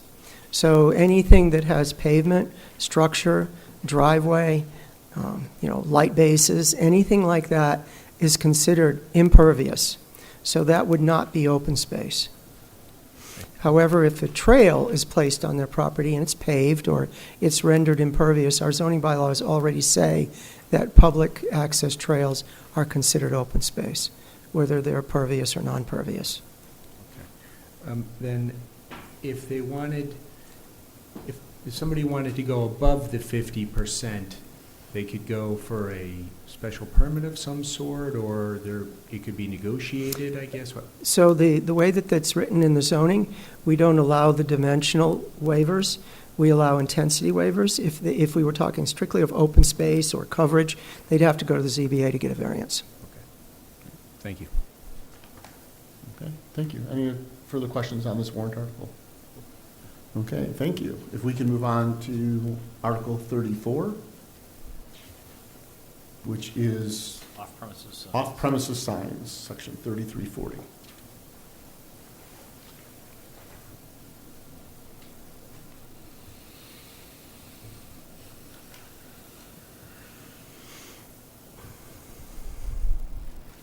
Mrs. Christie's in my favorite bylaw.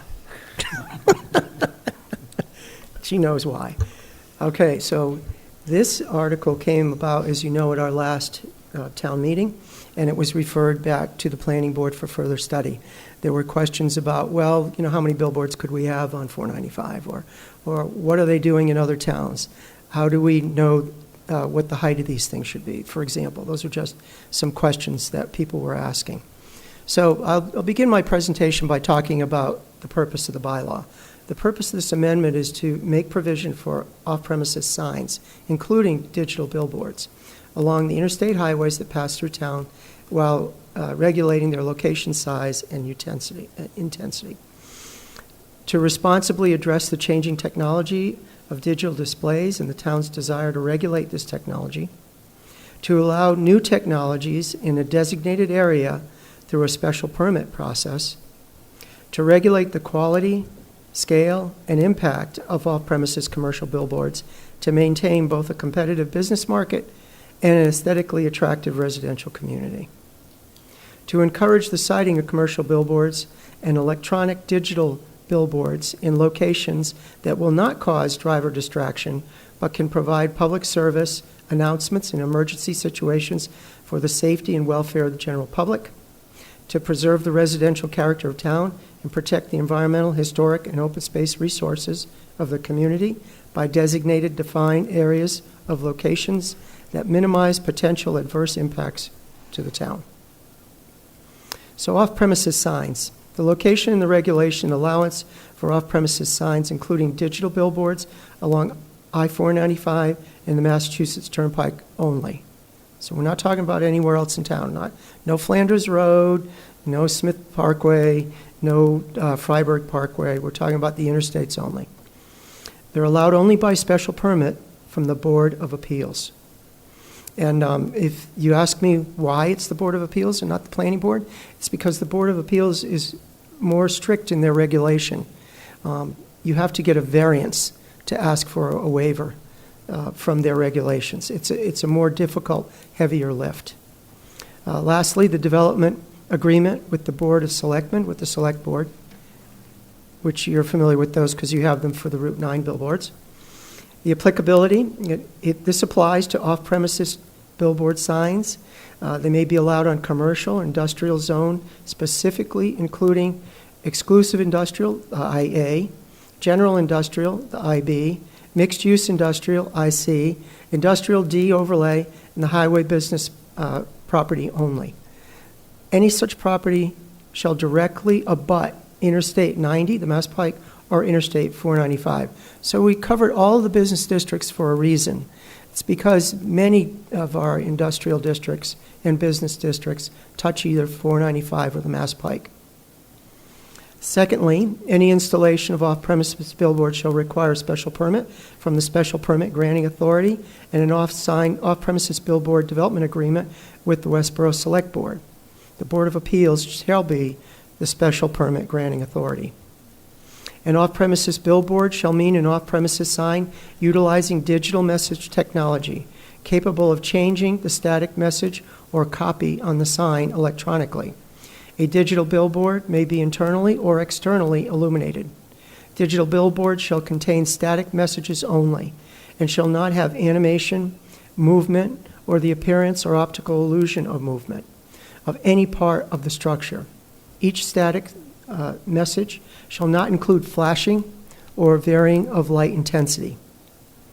Existing off-premises non-digital or non-electronic billboards in other districts wishing to convert to digital shall comply with these requirements. Special permit criteria. So this is what the ZBA will be looking for. That nuisance or hazard or congestion shall not be created. No residentially zoned property or pre-existing non-conforming property or other property used for residential purposes, excluding hotels or motels, is within 500 feet or a 500-foot radius of the proposed location.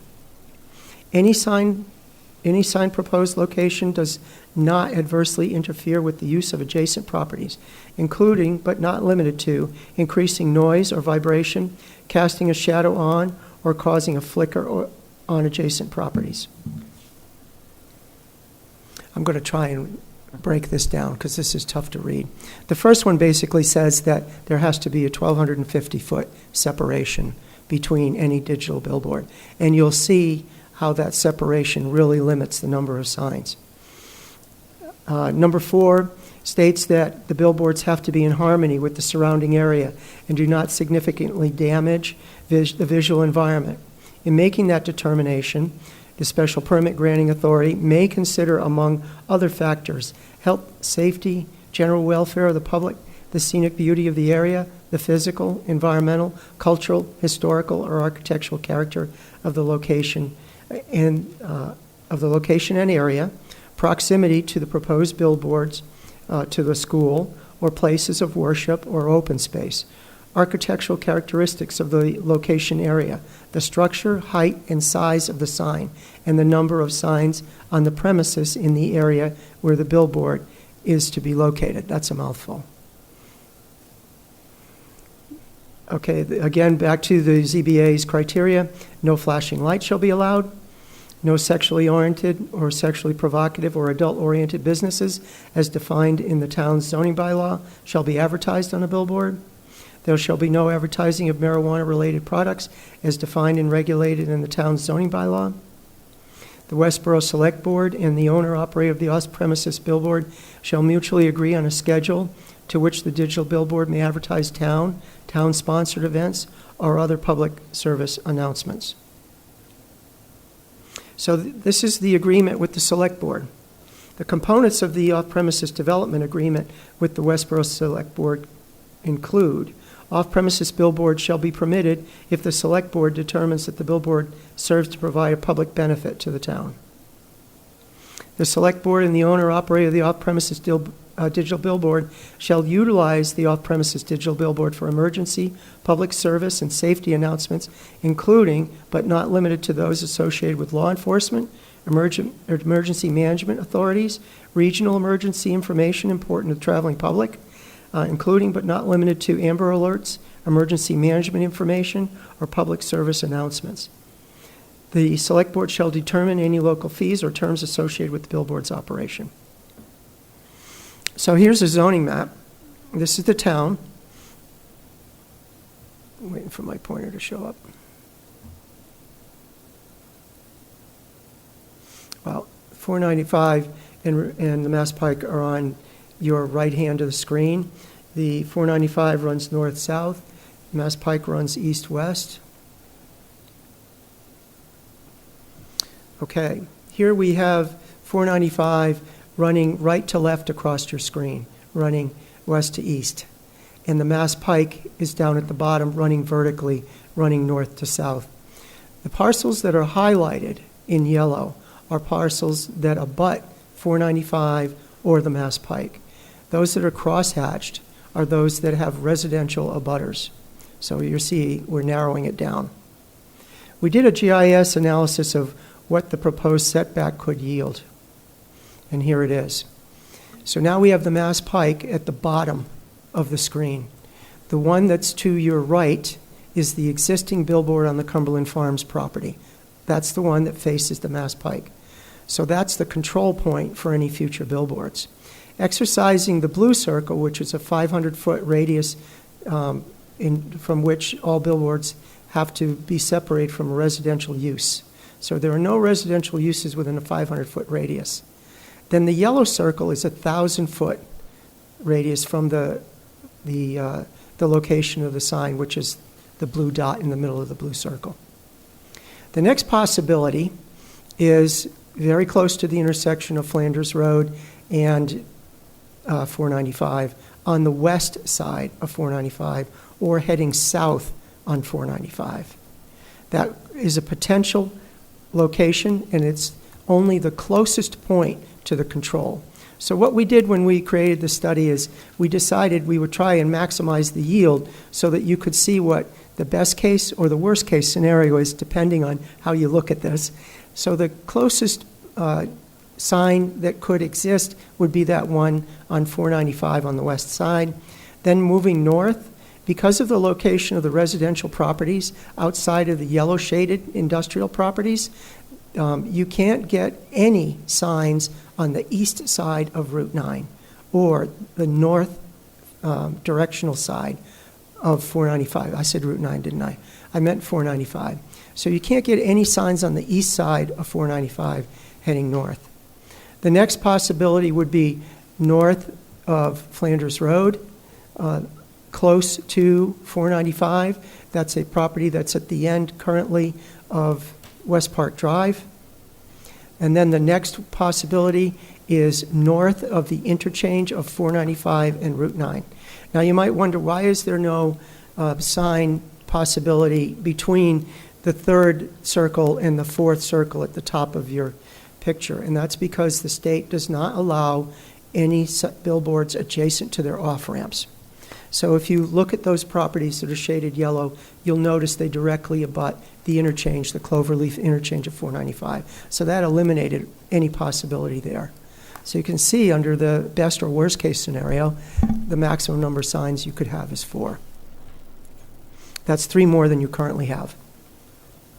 Jim, I want to confirm, did you say the yellow circles are 1,000? I think it says 1,250 in the article. I'm sorry, they're 1,250. 1,250, okay. We started out with 1,000, and we found they were too close together. I apologize. It does say No, no. 1,250 on the slide, and it is 1,250 in the article. Thank you, though. I appreciate you correcting me.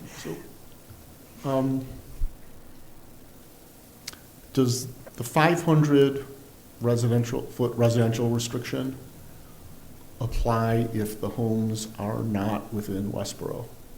I'm looking at the northernmost. Good And I question. guess in theory, you could have it on the northbound side at the right shy of the Southborough line. Would not affect any residential We home talked about that when we in put this together. and Westborough, but there are homes in Southborough along 495 there. So we know that the old former landing strip in Southborough, the Garabedian landing strip, is now a residential subdivision. They turned the strip into a cul-de-sac, and that is right on the town line, literally. So if we were to put one there, we would probably be really close. But the interchange wipes it out anyway. Okay. Thank you. Patrick or Ian? Shelby? Oh, Patrick? I do have a couple of Go questions. I do have a couple of questions here for you. So actually in the warrant itself, the section 3341-3, it says designated receiving area. What is a designated receiving area? Can you read the paragraph to me? I'm sorry. 3341-3. To regulate the quality and scale of impact of off-premises commercial billboards and designated receiving areas in order to maintain both a competitive business Yep. market and an aesthetically attractive residential community. So the receiving area, thank you very much. The receiving area is the location for the billboard. If that, maybe I need to change that term. The warrant, I'm hoping you're going to set it. I'd rather explain it than change the term. Yeah, no, that's fine. I'm sure Christie would it's like where you're that, gonna- too. It's where you're going to place it. Yes, Right, okay, all right, that makes sense. It's the blue dot in the middle. correct. Yeah, exactly. Blue dot in the middle. This was Thank you. very helpful, by the way. I've been looking for this. Yeah, this that's diagram. really on point. Yeah, on point, very good. Let's see here, 3342B, let me just pull it up here.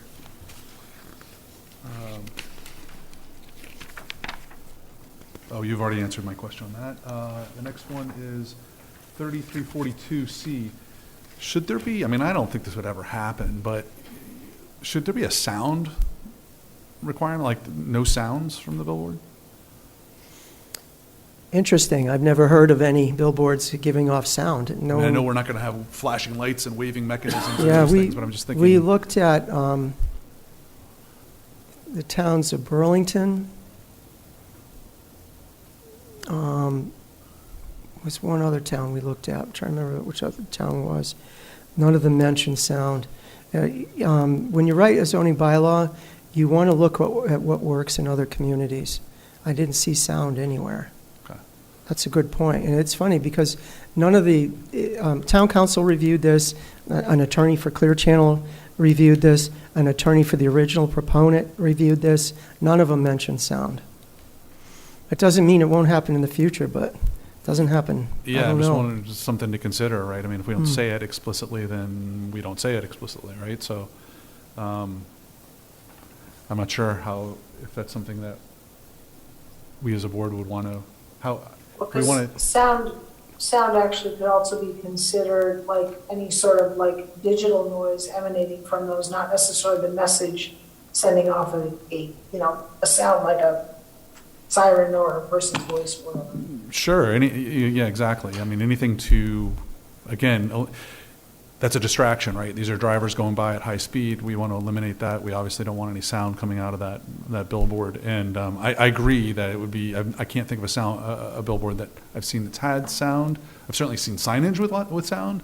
And I'm just wondering if that was something that had ever been discussed or should be added to the language. I suspect I'd be more concerned about that for the people on the ground.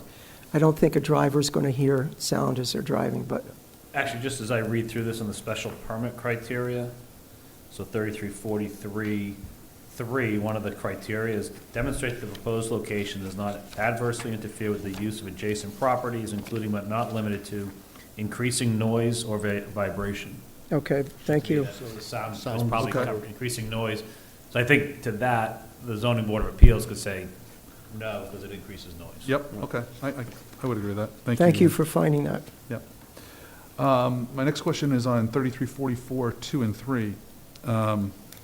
Seems to be a little bit of a loophole here, and so my question to start off with is, will the town be compensated under the agreement, and how will the town messaging be impacted if, in fact, Clear Channel or the owner of the billboard decides to change this from a digital billboard to a static billboard? So we allow the electronic billboard to go back to a static billboard. So, for example, if you wanted to remove the electronic image and you wanted to put up some other steady state technology, we allow that, if that's what you were saying. The way I'm reading this, owners of digital billboard signs have the sole option to remove the digital units from outdoor advertising to secure at any time for any reason. During all periods where there are no digital units on the structure, the sign owner shall be permitted to operate the sign face as a traditional, non-digital print type. And my question is, the town is being compensated based on it being a digital billboard and the fact that we'll get use out of it for the messaging that you just specified. If it goes to a static content billboard, what happens? That's in your development agreement. Remember, the select board are going to ultimately determine what can be on that billboard and how much can be on that billboard. And if you were worried about that, that should be something that you want to put into your conditions in your development agreement. That we could get paid for. But the zoning bylaw just gives the latitude for that action to happen. If you didn't want it to happen, you should state that in your development agreement. Okay. Jim, that wouldn't be considered in conflict from a legal perspective, that the contract potentially would say it must always remain digital, and there are some parameters around that, but yet the bylaw says otherwise? So the bylaw is actually written for any off-premises sign. This is focusing on digital billboards, but if you notice, it's all within the context of off-premises signs. We don't allow off-premises signs by right in this town anymore. So I don't know that it would be a conflict.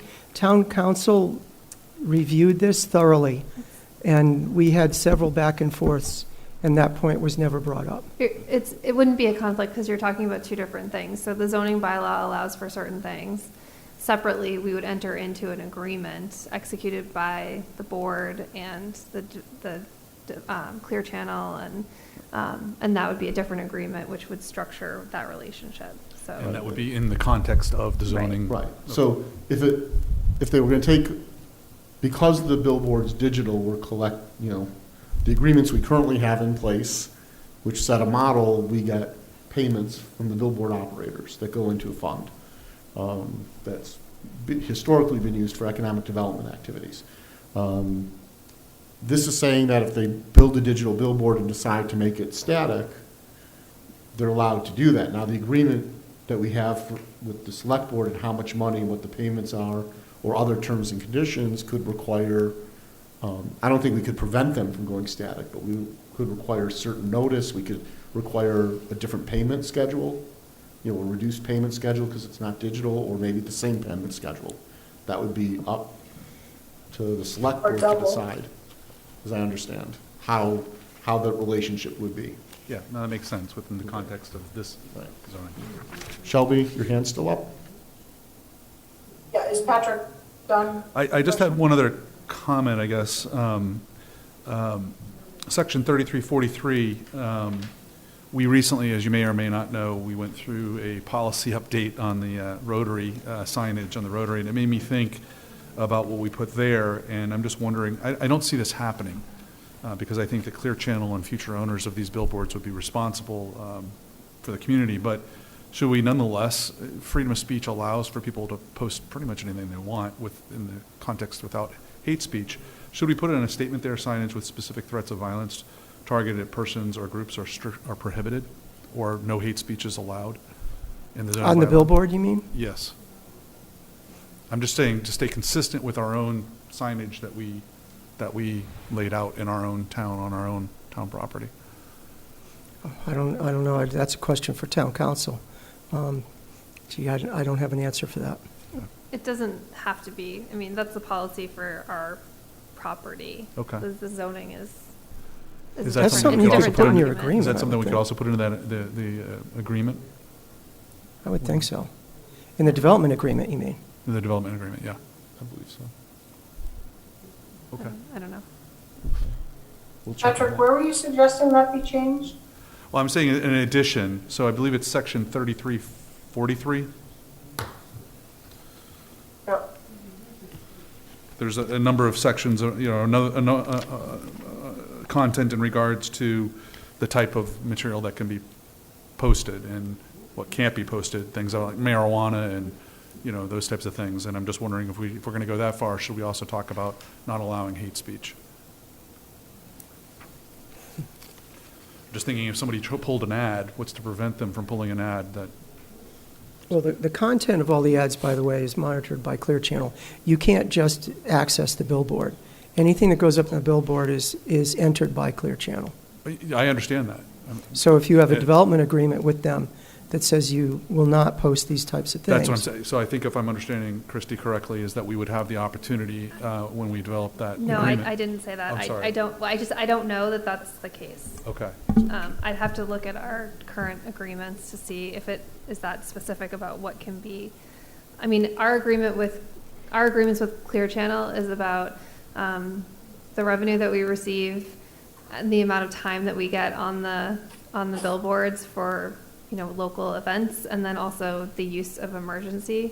And I don't have it in front of me, but I'm not sure that it also sort of regulates anything beyond what the town gets. So I don't know that to be true. But it does, just again, reading what's in there now in 3345-2, it says the select board shall determine any terms in the interests of the town associated with the billboard's operation.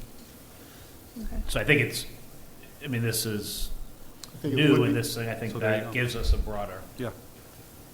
Good and I catch. agree, Chris, I don't think it's in I don't think it's in the current one. ordinance I don't think so. part But of it those could be, negotiations, but it could be based on this zoning.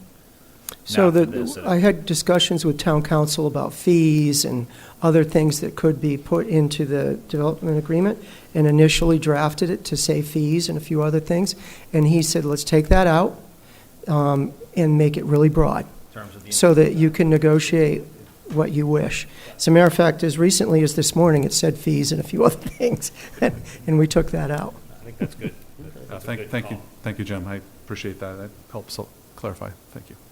Okay, Shelby? Yeah, thank you. Just going back to a question that Sean asked, I'm not clear about. I'm going to, let me just find it here.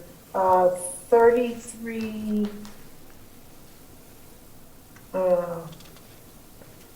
43, number 5.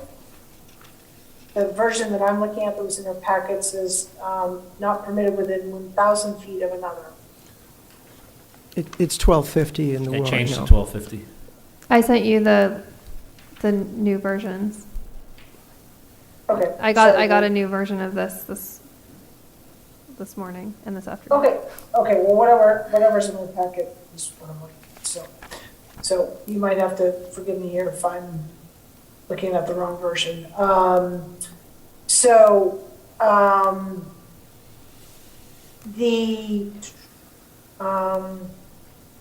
Jim, you said, so 3342A specifically talks about properties needing to abut Route 90 and 495. That makes sense. However, I believe it says down on 3342D, as you pointed out, any other type of non-digital or non-electronic billboard may want to come into compliance with this. And I interpret that to mean another type of billboard, let's say a static billboard on Route 9, might say, oh, I want to have a digital billboard. Is that the intent of that? Yes, so we're giving the authority to the Zoning Board of Appeals to permit these. And currently, as you know, you have both static images on billboards on Route 9, and you also have digital billboards on Route 9. And I expect that there'll be requests for some of those static images to convert to digital. The intent is to allow that under these provisions. Okay. Thank you. And so, but these, given that this change is sort of being developed for a specific area, and it talks about 75 feet from the base of the highway, I think. I don't know where it is. Sorry, I'm just scrolling through. You're talking about the height? Yeah, well, the regulations, the bylaw, the way it's written, talks about size of the billboard, but it doesn't talk, I don't think it talks about heights. So if you look at 3344, item 10, Number 10, okay, maximum height shall not exceed 75 feet as measured from elevation of roadway. So does that mean that if a Route 9 billboard wanted to adopt this, yes, they have to go through the zoning board of appeals, we could have a 75-foot sign, digital sign on Route 9? the top of the billboard could be 75 feet. And what is the current height of the billboards that are there now? So the ones on Route 9 can't be compared to 495 on the Mass Pike, because the ones at Route 9 are at grade. The 495 and the Mass Pike, the 495 is above grade, far above grade, and the Pike is probably close to at grade and above grade. The sign on Cumberland Farms is actually below grade. So the sign at Cumberland Farms, if it were 75 feet from the ground, it's probably 40 feet above the Mass Pike.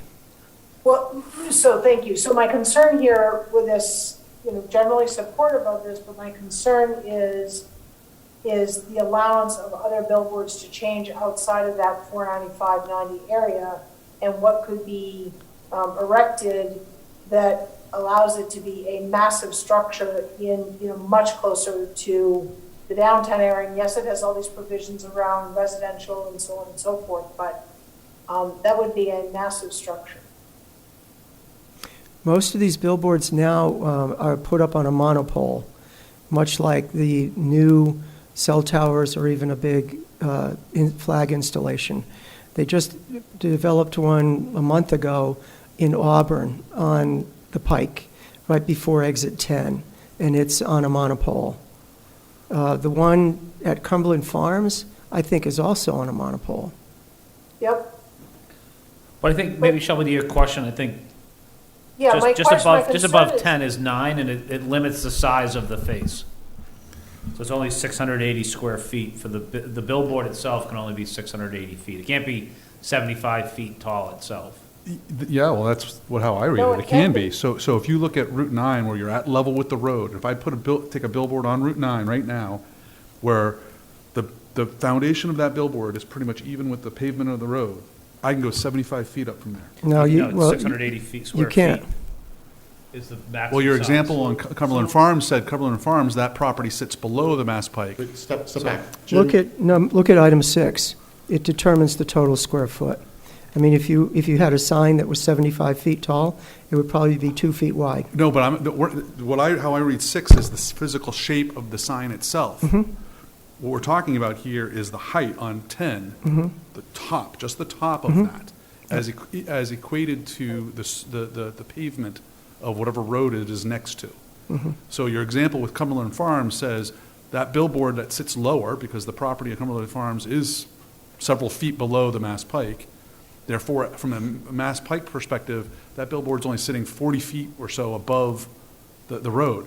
If you take that and you apply it to a Route 9 billboard, where the road and the foundation of existing billboards are pretty much even, that billboard can sit 75 feet high, the top of it. Right.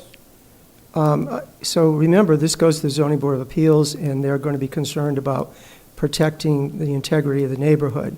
On the Mass Pike or 495, you need them to be taller, because when you're driving at high speeds, you need to see them from a distance. Yeah, totally agree with the issue on, as this is designed on the Mass Pike in 495.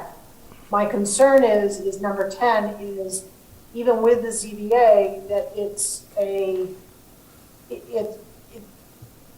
it's like, it just gives way too much potential for massive signs, even with all the other restrictions. I have concerns with it. I guess I would have liked to have seen some sort of restriction, in any other area where these boards could be placed. So Shelby, just so I understand it, so you don't like the fact that it can be, the top of it could be at 75 feet? Right. If it were along Even, Route 9. even, Outside, I'm talking about I understand on, 495 and 90 because of the grade of the land and the height and the speed and all that stuff, I get that. I'm talking about any place other than those 12 or 15 properties that, Jim showed with the yellow. and it's just maximum height, it's not, you're not getting about the size of the sign, it's just that the fact that the top of it could be at 75 feet. Correct. I'm assuming, I'm assuming these measurements, to Jim's point, have been researched.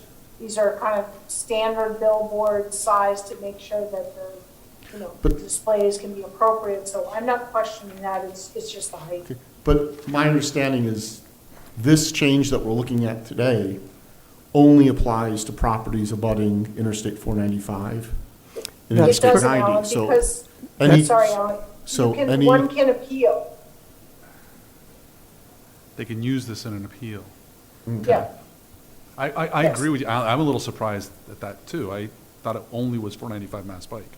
But Shelby's line of questioning opened that up. 3342D is what I'm concerned about. It opens the opportunity for other billboards, any other place in Westborough, to,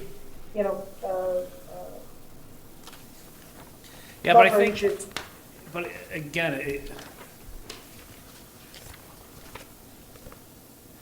it goes down to special permit criteria, and you have all the, again, it goes down to the zoning board of appeals, has the residential stuff, it's that does not adversely interfere, it's in harmony with or suitable for the surrounding area, would not do significant damage to the visual environment. So I think there's a lot of protections in there given to the zoning board of appeals, as opposed I agree. to trying to regulate heights and everything within a zoning piece itself. I just don't want to be watching TV out my bedroom window, because I'm pretty close to one of the existing billboards on Route 9 right now.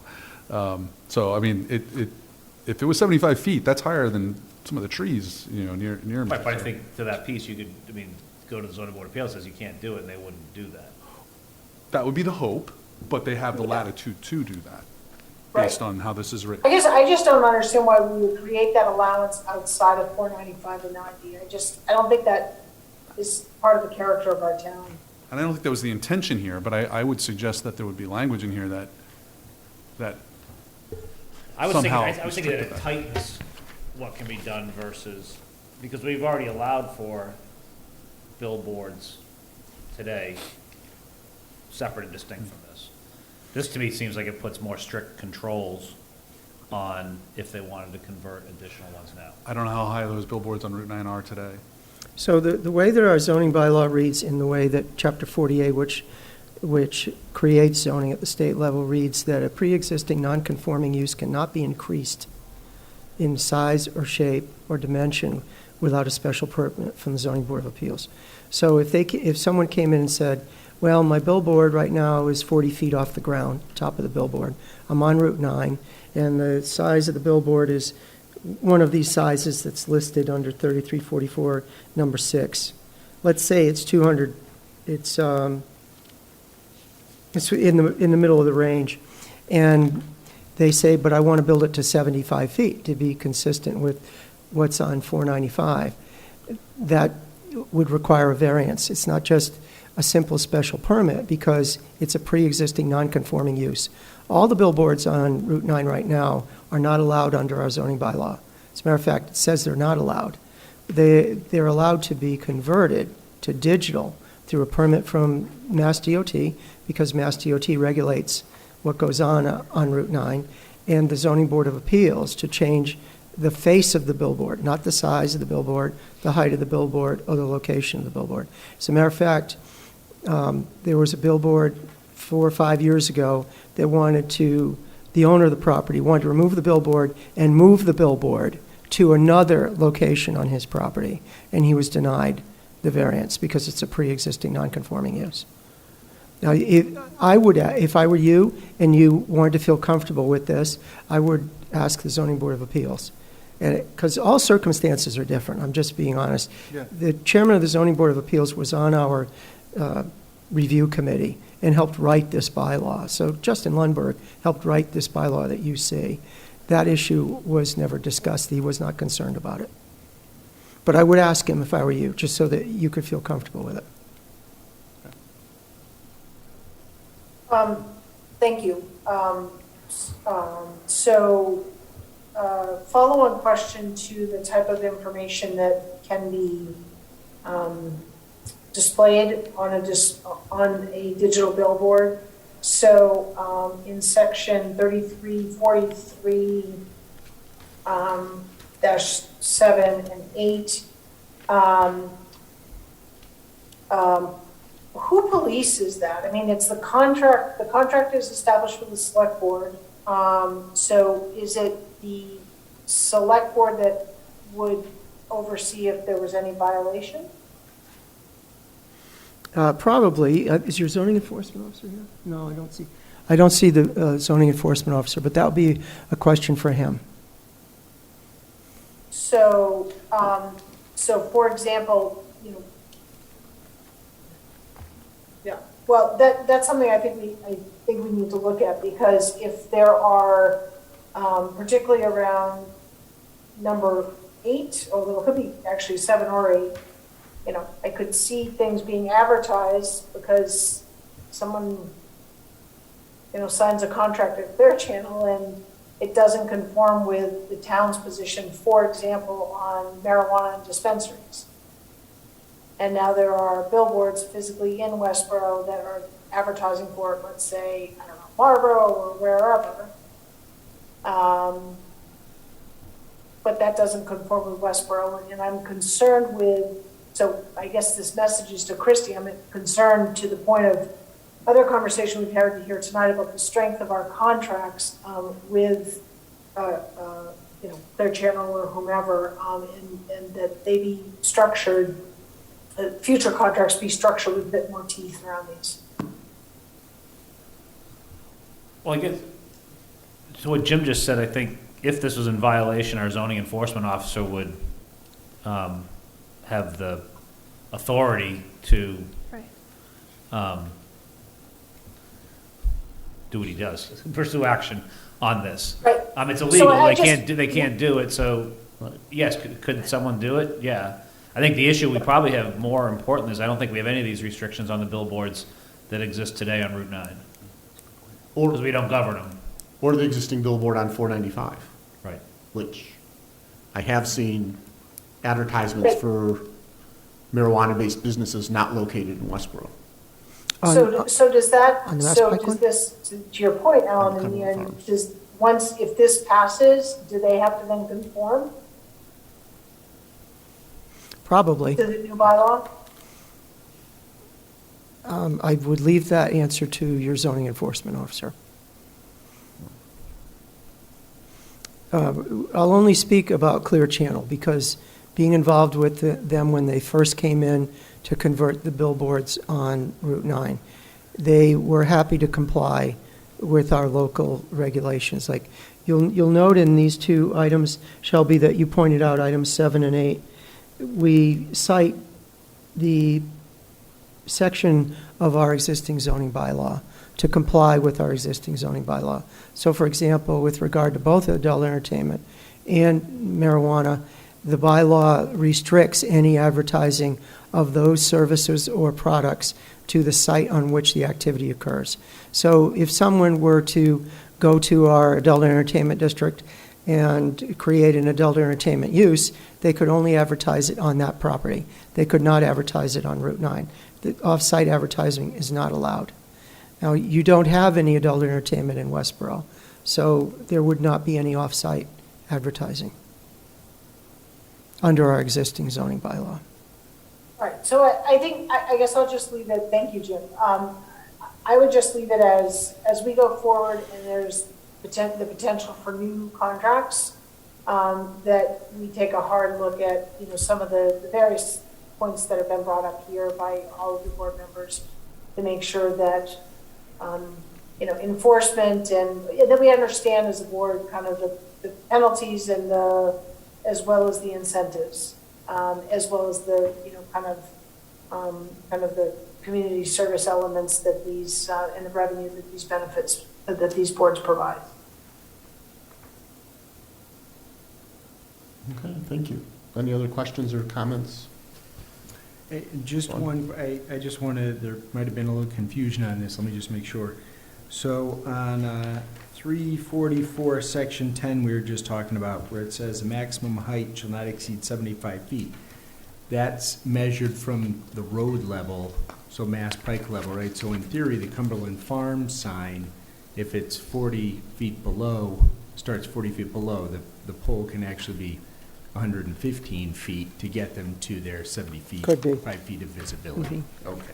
I just wanted to confirm that fact, otherwise I think everything else has been asked. Yep.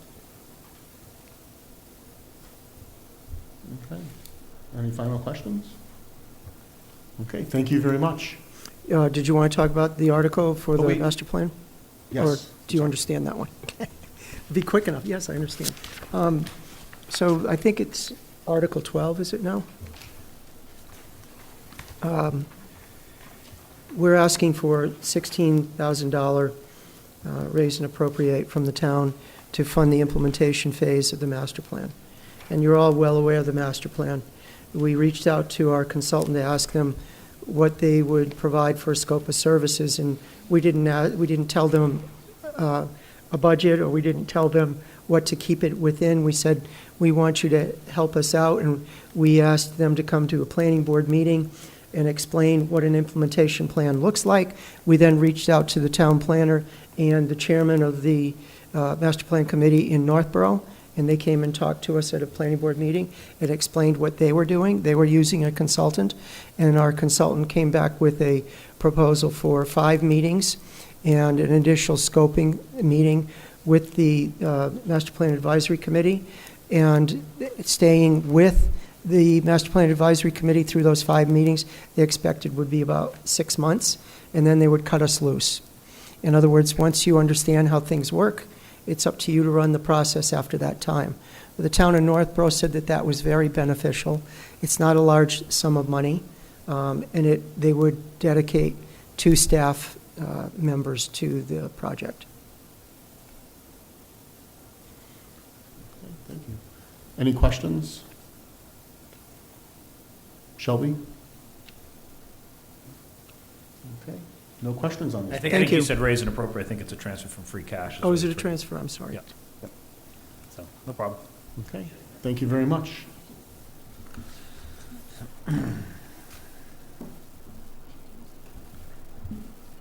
Okay, so the next article up for discussion is currently numbered as Article 36, a citizens petition warrant article regarding elected positions. So, is Jim on Alan, pause? I'm sorry, are we discussing just Articles 27, 28, and 29? Or are you just taking those out of order? We can discuss them after. Okay, thanks. I want to just try to follow along being here. Okay. I just ask a question before we get, Yep. so as soon as we get passed out, it looks like we have a couple of plastic bylaw reduction. Of Yeah, we just got those today, That's so we'll talk about that after your Okay. presentation. Okay. Okay, thank you. If you can introduce yourself and please speak into the microphones. Paul George, 19 Robin Road. And I have been the Westborough elected member to Assabet Valley School Board for the past 31 years. And I was quite miffed to find out that none of those hours are considered community service, even though not only is there no remuneration or any benefit whatsoever except to our children, but it actually cost me about $5,000 a year. And I find it strange that we wouldn't consider unpaid positions, whether they're elected or not, to be community service, because what else can they possibly be? So I would propose that we come up with a formula for allowing community service hours to be accumulated, depending on whatever rules or regulations the Finance Committee thinks is appropriate or whatever. But I don't think they should simply be ignored. I can understand if their elected position is paid in some way, or gets some sort of remuneration or some sort of benefit. But if you get no monetary benefit at all, and no consideration as far as anything else, that should be considered volunteer work. What do you mean by community service? Well, if you accumulate community service hours, you can apply them to your taxes, and you can get a break in your taxes if you're over 65 and you've accumulated community service hours. Now, I could sign up to sit in the lobby and point to people, and I would get community service hours credited. That's the senior tax work-off program? Yeah, but it doesn't apply to any elected official. Right. Questions? So, I'm sorry, the petition, the language isn't, there's not a lot to go on. Well, I so- had more detailed language, but I gave it to John Arnold 2 years ago. It was going to go to the senior committee, and we were going to work on it. No one ever contacted me, no one ever dealt with it, so I decided to take matters in my own hands. So is the intent of this petition to modify the senior tax relief plan? It's to modify the senior tax relief plan to include, all right, community service hours accumulated in doing community service for Westborough. And I would like elected positions that are not paid or receive no compensation to be included. And the formula could be, 1 hour for every 10. It doesn't really matter. It's just that it should be acknowledged. One of the problems we have is we don't have fully populated committees. And I think we would do very well to populate these committees if there was some benefit to giving up your time and effort, all right, to sit on these committees. And most of the people that have the time to sit on these committees are people that are over 65 or 70, they're retired, they have the time to do that, and they don't have a lot of other things on their plan, on their schedule to take them away, and we'd get some valuable insight into the town. I think it would help in general to get fully populated committees. But Certainly enough people so you'd have a quorum. But this doesn't apply to appointed committees. Well, it could be whatever we think it ought to be. No, it can't. If you have You've said, appointed, excuse me, you've said specifically elected. I said elected because it affects me, but in the greater scheme of things, if you appoint someone to a committee and they work on that committee for some reason, for some time. They and would you not could be make- covered by this bylaw.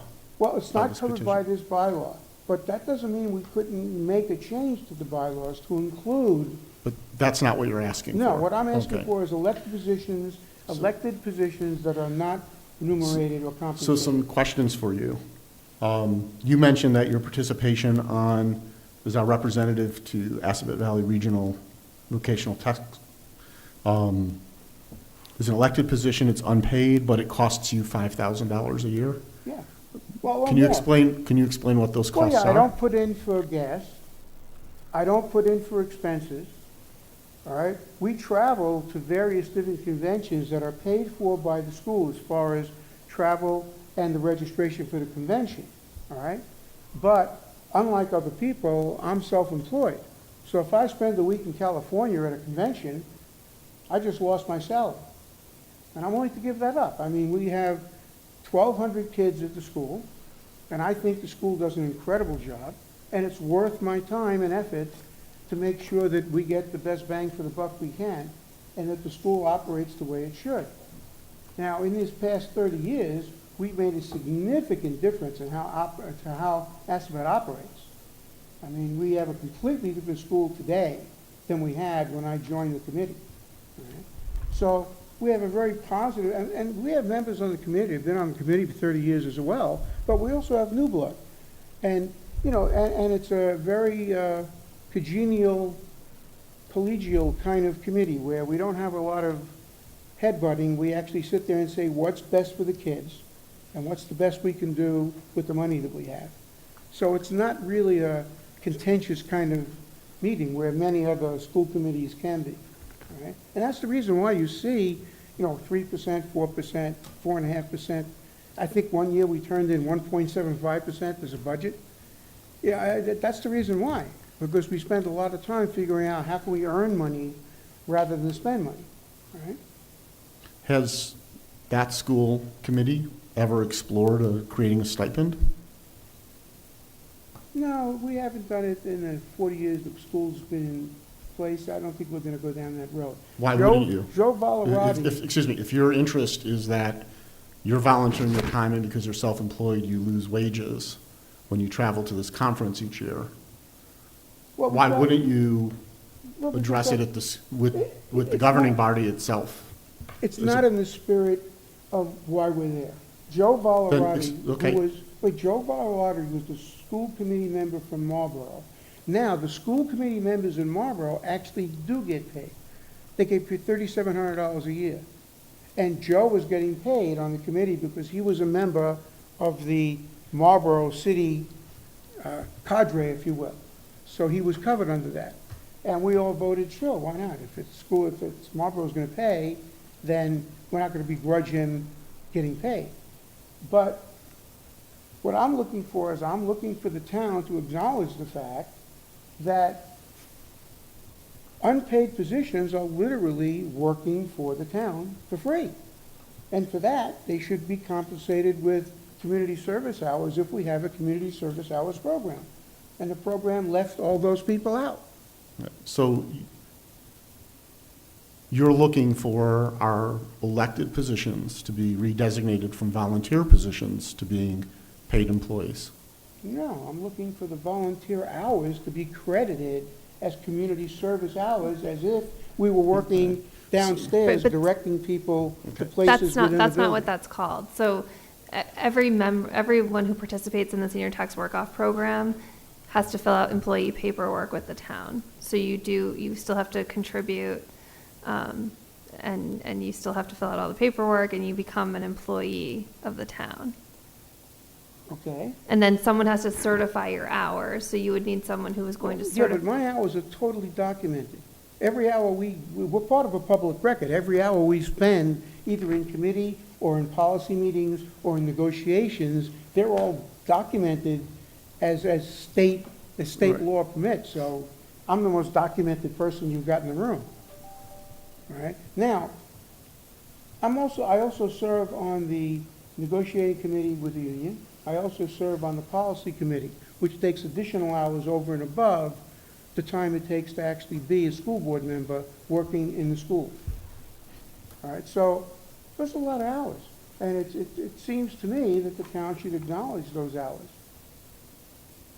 We're not necessarily town employees, we're elected officials Well, of the town. so, And since we're unpaid, we should get some recognition. but to do that, you'd have to become an employee of the town. Well, you don't have to become an employee of the town. Yes, you Listen, do. That's the legal mechanism by which the tax work-off program works. Right, but So that's you're- easily changed by policy. No, it's state law. Right, it's state law. The tax relief that seniors on the tax work-off program receive are wages. You fill out paperwork, when they're hired, they have to file an I-9, just like any other employee, they file W-4s, you're an employed position. The only difference is, instead of a paycheck, the net amount of that work is applied against, is a credit against their tax bill. So this would convert elected positions to being paid employees of the town. Which I think is what you want, though. No, not necessarily, because at that point, all of a Well- sudden, you're a couple of hours, and my tax break cost me money. No, I guess what I'm saying is, because you put in here, if you're an elected position but not paid. Right. So prior to this, we were paid $500 a year, which was silly, because it doesn't cover exactly what you said. We cost a lot, we can't cover anything. Right. So we got rid of it. Yeah, well, the same be thing goes unpaid. for us. We don't think that any money that they would give us as any kind of a stipend would even be a fraction. Besides, it's tax money that's coming out of them kids' mouths, so I wouldn't do that. It would come out of the school budget. Right, so that's not a good idea. But really what this is saying is that being elected, unpaid elected official of the town would be a You'd be- qualified position for the senior tax work-off program. If you would otherwise qualify Correct, for the senior tax work-off program. correct. Okay, so then we would have we'd have roles in the town, I'm just taking this down the path. We'd have roles in the town where would only receive compensation if the person meets certain age, income, and other requirements, and if they're a homeowner. Explain to me how that jives with the fair and equitable clauses with respect to taxation in the Massachusetts Constitution, and why that wouldn't be considered discriminatory. It's not discriminatory because you got you got the position, all right? Right, but two people can be- in a purely democratic fashion. But two people can be elected. Right, One would receive a financial benefit, right, one would not. right. And the largest determining factor is whether or not that person is a landowner and pays property tax. So people who live in apartments would have the same job, the same election process, but they wouldn't receive compensation. For the job description of select board, let's use our board, Yep. how is that not discriminatory? The tax work-off program, those jobs are created specific for the program. People apply to the program to qualify for those positions. So everyone who gets one of those positions who pre-qualifies is treated equally. Here, you get the position by being elected. After you're elected, whether or not you receive compensation is based on your age, your wealth, and whether or not you're a landowner. How is that not discriminatory? No, I see your point. It's just that, not that a matter of being discriminatory, it's a matter of the town acknowledging the work that's being done. Except you're not acknowledging the work that's being done by people who live in apartments, or people who are under the age of 65 who don't meet the income requirements. Alan, No, it gets entirely too complicated, so I wouldn't even bother. I wouldn't even bother. I mean, I understand where you're coming from.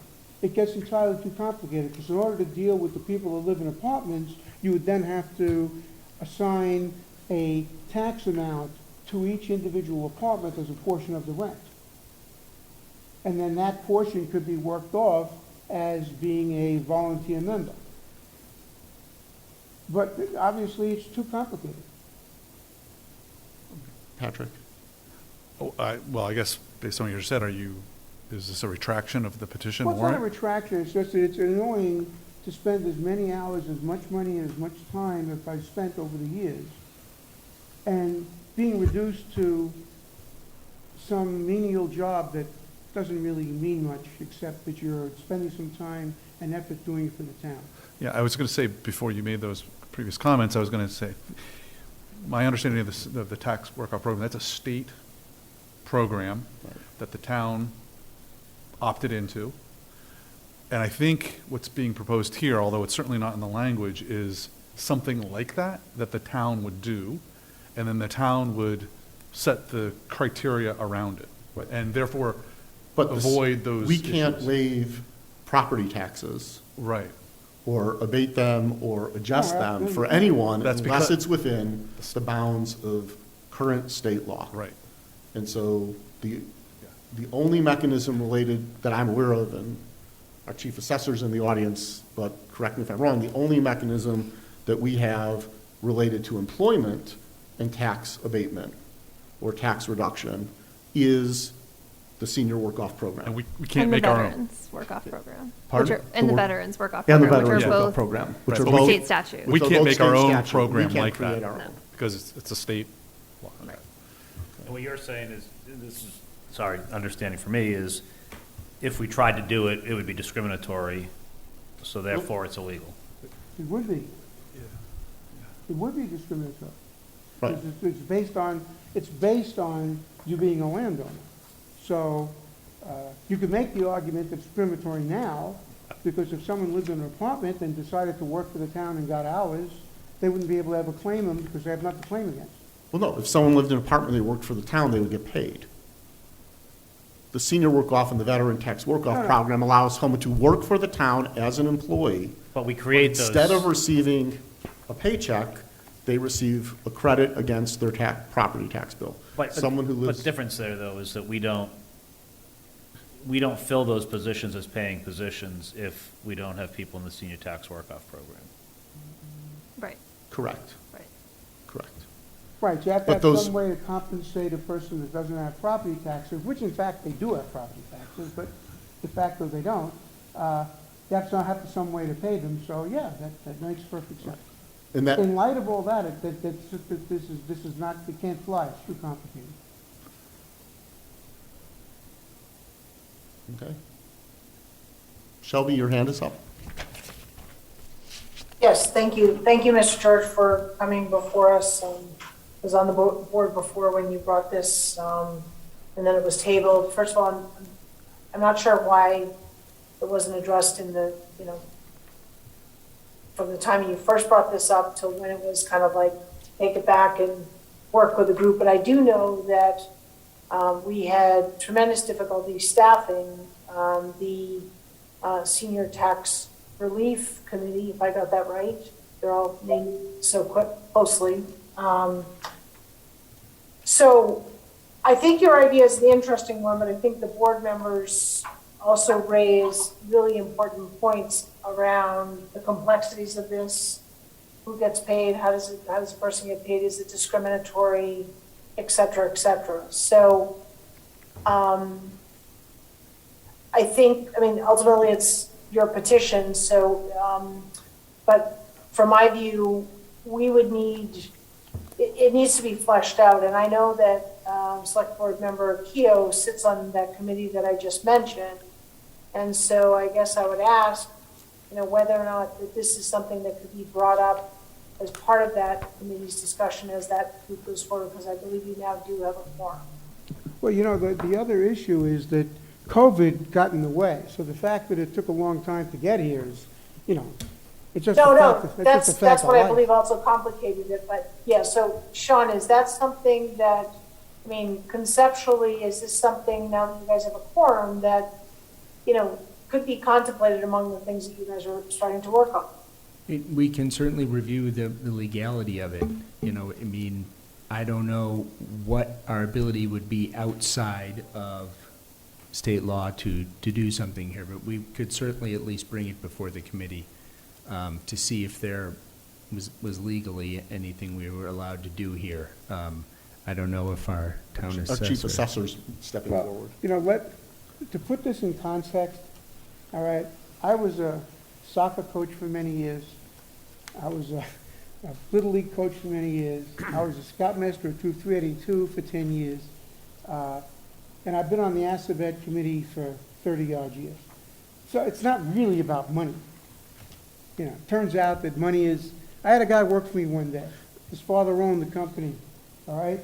Paying him and giving him a raise and a review was useless because he would fly to France for lunch if he wanted. His comment was, money is just a score. That's how we tracked how we did, all right? And one of the things you get out of the jobs that I do is you get great satisfaction. I got kids that I coached when they were kids and Boy Scouts when they were kids, and they still come to my house to swim in my pool, and they're 45 years old. So, I got my payment in different ways, right? But I just thought it was odd that we would, give credit for work that was important, but not necessarily consequential, and not give credit for consequential work based on the fact that they were both working for free. But you make a perfect point. It becomes very complicated when you think about it from that side of the table. Much more complicated, quite frankly, than it's worth. You know, we have So- so many more things to worry about. Taking time away from committees to deal with this is probably something we could do in a day when we have nothing else to do. So, Mr. George, I mean, I sincerely, your time is, that you've invested in the community is greatly appreciated, first of all. And second, you know, as the Senior Tax Relief Committee is underway and is working, I mean, I think this is one of those, you know, it's kind of like on the big whiteboard. Like, what can be done? And what's the impact? And is it fair? And if it's not fair, then does that, you know, but, you know, is it beneficial and so on and so forth? I mean, I think you've raised some great questions. I just think that the idea here isn't sort of fully baked, for lack of a better way to say it. No, I think it's a much more complicated issue than it looks like on the surface. Sure, yeah, I fully understand that. I appreciate that you recognize it. I think it's worth further conversation, and I'll just leave that at my point. Thank you. Yeah, so I can withdraw it. It's not like the end of the world. It's just that it'd be interesting to come up. I'm sure there must be better ways for us to populate committees, because we have too many committees that aren't really populated, and that's a problem, because you have a small number of people making important decisions where you should have a bigger quorum. You know? I mean, in my case, Like I'm just Veterans or Trustees of Soldiers' one of Memorials. 7 voices. I'm intrigued by the idea of luring more people into it, but it is a very complex. Complex, But- yep. If you're going to take elected positions and alter them from volunteer to compensated, then that's the scope of the discussion. Should the positions be compensated? And to what level? Yeah, but it also could be an opt-in, just like the tax program now is, right? You can opt in or you can choose not to Well, I mean, opt in. as select board members, Yeah. you know, I've never accepted the $500 stipend. It flows to free cash each year, right? A prior member of this board you know, with the support of the select board, put a motion to redirect his stipend to other purposes in the operating budget. You know, towards internship programs that the town might create at any point in time. And for this year, you know, is a symbolic gesture, given the minimal impact it has on the operating budget. We as a select board voted to zero out our stipend part of the line item. So the question is, should the elected positions be stipended in some format, and then what should it be? To me, that's a charter issue, and a bylaw issue. You know, how the town runs. There are a few communities where school committees got stipends. Some of them, I'm aware of, are significant.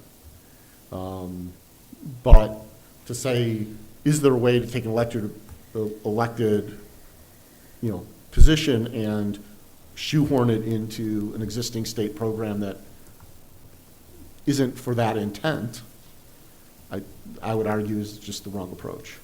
I would agree. I would agree. I think that if there's some sort of stipend, but the fact is, if someone's offering me a stipend for the town to do this job, I'd do the same thing. I'd probably just turn it back to the town. That's not the point. But the intent was more personal nature, and I see that it really isn't it's not the right way to go. There's no way to make it happen. There are too many things in the way. The only way to get around it would be to stipend elected officials that had no stipend right now. And we don't get into it because we're trying to find an extra $500, so it becomes a pointless endeavor. You know? So I am sorry to have wasted your time. You don't waste our time at all. No. Good group discussion. Yeah. Now, And, Mr. George, thank you for your 31 years supporting the Smith Absolutely, Valley yes. school system. That is quite tremendous. Thank you very much. Well, you know what's interesting? There are members on like Lynn Ryan from Clinton, from Bolton rather. She's been there like 32, 33 years. And I mean, I'm there long enough to know, like, I can understand in the budget if something is not quite right, if something doesn't look right, or there's a percentage in a place where we shouldn't see that percentage. Lynn knows chapter and verse of everything. I mean, every state law, I can, in the back of my head, I know it's there, I know where to find it, but she just knows it. So she's like an incredible resource, you know. And our chairperson was a personnel director at Raytheon. So she brings a talent, you know, and we have one of our guys, Bill, who's gonna, I think, retire this year, is an accountant, he's been an accountant for 1 million years. So it's a pretty good board from the point of view of trying to run an organization that basically is supposed to be nonprofit, but in reality, Assabet is profitable. We fund more than 50% of our budget ourselves, right? And cost of material, it's amazing. It's like running 18 factories. So it's interesting work. It's not like sitting in a committee and just going through stuff that you'd rather not be there. And the fact is that we have about 33% of the kids that come to Assabet are special needs. Only about 14% are special needs when they leave. Because we've taught them a trade, we've given them an ability to do something that actually puts them in the right place, and it changes their whole attitude as to what they're actually doing. And you can see the difference in the behaviors, attendance. You know, attendance for us is like sacrosanct because they're working. So you just can't take off because you don't feel good today. And it makes a big difference. It gives them a purpose. And that's enough to keep you on the board forever because you can see the difference in the kids. You know? And what was interesting, we had one girl that was one woman who is came before the board, and she wanted us to buy more Spanish textbooks because we didn't have enough. Now, textbooks are interesting if you're not involved in it. If you want to buy a textbook, you have to do it like 6-8 months in advance because they don't keep these things on the shelves. They build them according to order. And I was very impressed. And I had said to her, I said, gee, I'm really impressed that you would come before the board, you know, to ask for textbooks as one of our students. And she looked at me, she said, I'm not a student, I'm the Spanish teacher. I mean, that's the difference in ages. Like, you look at the teachers now, the teachers are 23 years old, you know. So I said, wow. I said, I'm really impressed even more, you know. But it turns out that I was one of those kids in high school that if you wanted to teach me a second language, put a gun to my head. We can't believe the enrollment that kids have learned. International is real, you know, and they really do need the language expertise. And it's, so you get, there's so much positive feedback that you don't really think that you're working anywhere. You just kind of contributing, you know. But it's fun to do. Yeah. Well, thank Anyway, you. I Thank you very much. Take care. Thank you. Thank you. Bye-bye. Okay. So just for clarification, once a petition has been submitted to the town clerk and the signatures are certified, it can't be withdrawn except on town meeting floor. Okay, so next in the process, with respect to the annual town meeting warrant, are there any other questions you wanted to discuss? Yeah, these two new articles, The two new articles, which are 12. 3738. 3738. Okay, so those literally came in this afternoon. So my recommendation is that we invite the petitioner to our next meeting, since they're citizens' Yeah, it's just a petitions petition, are on so the they can- warrant. And we could decide whether to vote support or not after meeting with him in March 8th. So that was our plan to invite him to the next meeting. He is, I do see him Oh, here. he is here. But Oh, I don't know if okay. you want to wait until next meeting. I don't even know whether you've had a chance to read I them. haven't had a yet. chance to read it, so Yeah. yeah, Not Yeah. on the agenda. right. Well, Well, it is. Well, it's in the It's on the warrant. warrant, It's on the warrant. but, Yeah. but if you wait until the 8th to vote your support, it's still within the timeframe of the R&R being published, so. That'd be my preference. Yeah, give us time to read it Okay. and understand it. Yeah. So the petitioner's here. Yeah. I'll say, we'd prefer to have time to read it and be prepared for your presentation at our next meeting. Are you able to come on March 8th? Yes. Excellent, great. We will add it to the agenda there. Thank you. Good. And just my question, it's citizen petition, so it automatically it's Goes on the on. warrant? Yep. Perfect. So we can Everything's still been close the certified? warrant this Yep, evening? Yep. that was my question. Awesome. Okay, and then, but you did mention two other articles? I didn't. 12 Shelby Shelby. mentioned the town planner reporting authority articles, I think. Okay, sorry, Shelby, you mentioned that. You had questions on, 28, 27, 28, 29? 27, 28, and 29, Shelby? hold on one second, I'm getting to the new warrant that Christie sent out. Hold on. Okay. I think that, we're bringing these forward as a board. We had some early discussion about these. It feels like a long time ago to me. I just thought that these are significant changes to, the community and to the bylaws. I am supportive of all three articles. I had a chance to talk to a number of people about them. I think that there's a fair amount of support.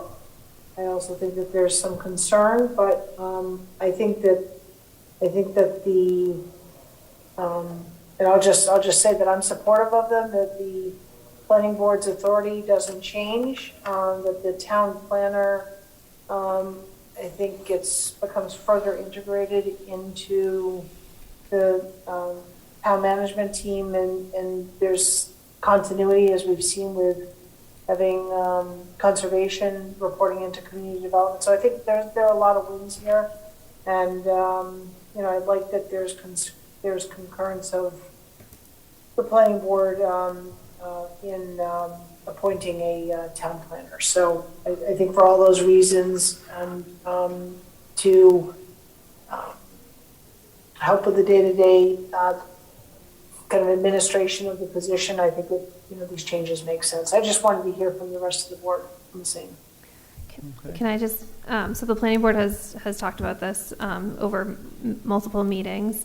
And so the articles that that this board originally presented to them have changed a little bit. So instead of being appointed by the community development director, it's now the town manager. And so that's what they voted their support of. They voted 3-1 to support each of the articles. They were missing a member at the meeting. I know Mark Silverberg had mentioned his plan to have them re-vote when the full board was together. So that's, and then I guess I would just add that there's a couple, so for the 2 charter changes, we actually have to submit a petition to the legislature, so that wording wasn't included in the articles. Now it is. And it was copy and pasted though, so I noticed it says Board of Selectmen, so we would have to amend that obviously to say Select Board. And then on Article 29, the bylaw change, in the 3rd paragraph down, it says, the Community Development Director is responsible for overseeing and coordinating the town's development activities in cooperation with the town planner and the planning board, and we did strike out town planner, but it should still say with the planning board. Right now, the with is showing as being struck out, but we would have to leave that in. So those are just a couple changes that we would make before you close the warrant. So Christie, I know I asked you on this outside of the meeting, but how does Article 26 and 29, do they reconcile? They both get voted in, and the changes both will occur? Is that in regards to adding sustainable Westborough as well as this change on Article Right. Yes. 29? Right. So they have to be voted completely separately, and then if they were both voted in, they would be changed together. Yeah, I think this happened at our last meeting, right, with the select board, when we voted on certain things, and then we'd already voted on the select board change, and so we had to make sure that people understood that they were, both changes were occurring. I will just mention, and I mentioned this in regards to the article, in regards to, and I know that there was a staffing study, and I mentioned this in one of our working group meetings, and one of the members of the planning board that dissented in vote this past meeting reminded me of it, that my concern around these articles is around the historical nature of why the state originally implemented the mechanism is today, is to drive accountability to with the residents, having direct oversight over the town planner. And the dissenting vote on the planning board reminded me of that, and I'll just say that I think that there's a way to reconcile those two things by allowing, because we talk about the concurrence of the planning board in the hiring of the town planner. But I think there's also got to be an ongoing concurrence, meaning annual review should also be part of it as well, where that planning board still participates, isn't the lead on it, but similar to how we all as a board review Christie, I would hope the same mechanism would be in place for this position. It wouldn't be. That's, Yeah, it wouldn't be. Right. It's the planning board wouldn't review. I mean, just like every other department head that works with a board, the board, if there's a concern, the board chair would reach out to the supervisor or the appointing authority. So certainly a public process that you have for the town manager position and also the superintendent, there would not be that process in place for the town planner. And actually, I'm fairly comfortable with that, because it puts the role of the town planner within the overall community development structure that we're creating. In some regards, I think it enhances the professional nature of the position. And there are very few department staff level or department head positions where elected officials are doing the performance evaluations. And so structurally, I see it as a bit, do see it as a bit of, I do see it as a bit of an outlier. I also think the structure provides career path. Right now, if you're the town planner, you're the town planner. Not going forward, if you're the town planner, you qualify for consideration to hold the director of community development position separately or in tandem. And so I think it gives broader opportunity to that position. it's a little different though, right? I mean, it's a little different, right? There is no police board. There is no fire board, right? Town planner is a unique position in that it reports currently directly to our planning board. We've got other department heads who have boards who still report to the town manager. Right, so examples are the Recreation Director, Council on Aging Director, Youth and Family Services, Conservation.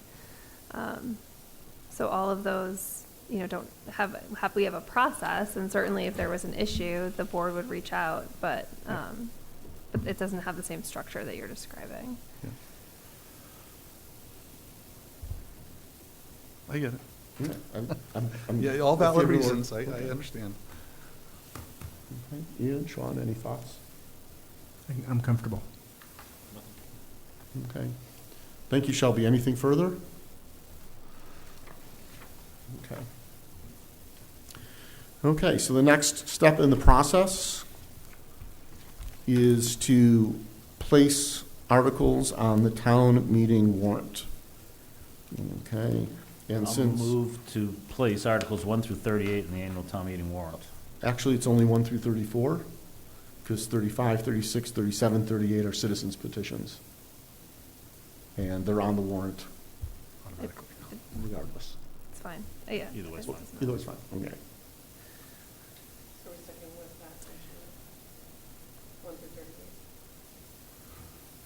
It's redundant, but okay. Sure. I'll change it to 1 through 34, acknowledging that citizen petitions will be 35 through 38, just so people aren't confused.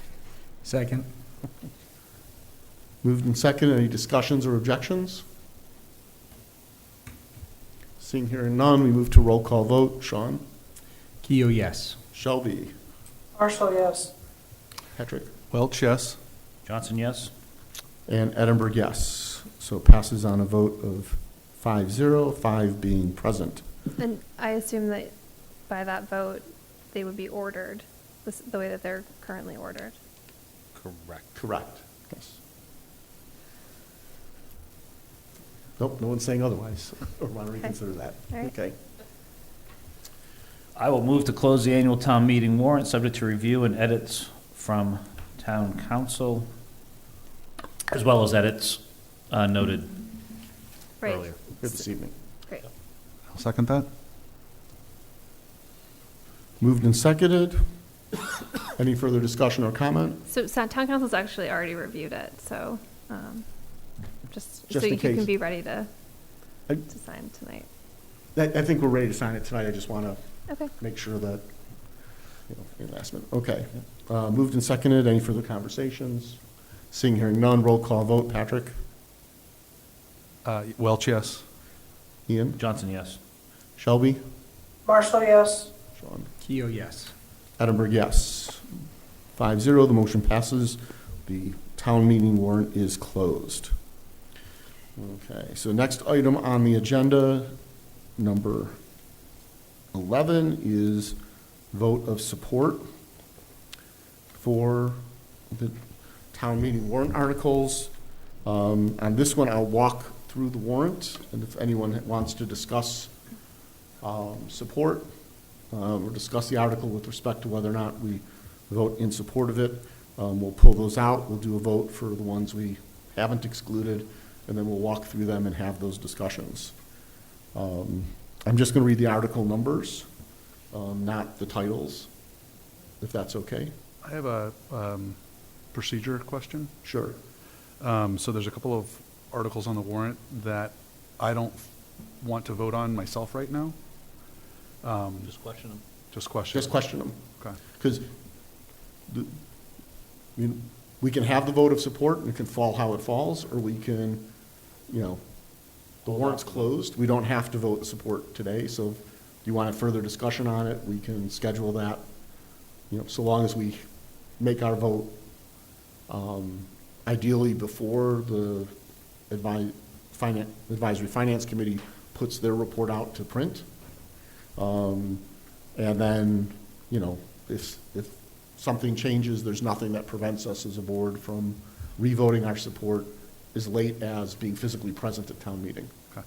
when the article comes up for consideration. That's what I thought. Thank you. So, Article 1. Can I ask I'm sorry. Oh, sure, just Shelby. follow on, Alan, sorry. So, when is our next meeting? March 8th. March. So that's also election day. Yes. So if we don't vote our support now, is it possible that we would have three new, we would have three members, two possibly voting? How does that work? Well, I think the two seats they're running unopposed, so I suppose if there was a write-in campaign, it could become an issue. But your meeting would be I'm not happening. hoping for a change, let me be clear. I mean, your meeting is at 6:00, so you would take the votes of support. I mean, we've had situations in the past where someone new was elected and they've asked that the board revote support of the articles on town meeting floor, and you've done that. So I don't think it's an issue. Okay. And the results aren't final till they're certified Yeah, 8 o'clock at night or whatever it is. as well. So, Yeah, I guess I'm just thinking that, we should be voting our support as much as possible tonight is what I think we should be doing support. okay, appreciate that. So I think the intent is to vote support unless there's exceptions. Or not, vote our Right, position. Right, Excuse vote me. our position, right, make the vote yea or nay on support unless there's an exception, and we want to delay it. So let me start walking through the articles. Article 1, 2, 3, 4, 5A, 5B, 5C, 5D, 5E, 6, 7, 7. okay, we flag 7, 8, 9A, 9B, 9C, 9D, 9E, F, G, H, I, J, K, L, M, N. Article 10, 11, 12, 13A, 13B, 14, Question? So we flag 14 as well, And 15. and 15? Yep. Okay. 16, 17, 18, 19, 20, 21, 22, 23. Alan, hold on a second. Oh, You're running very fast. okay, I'll slow down.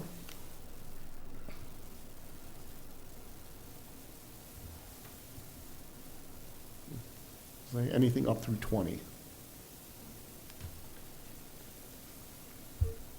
Great, thank you.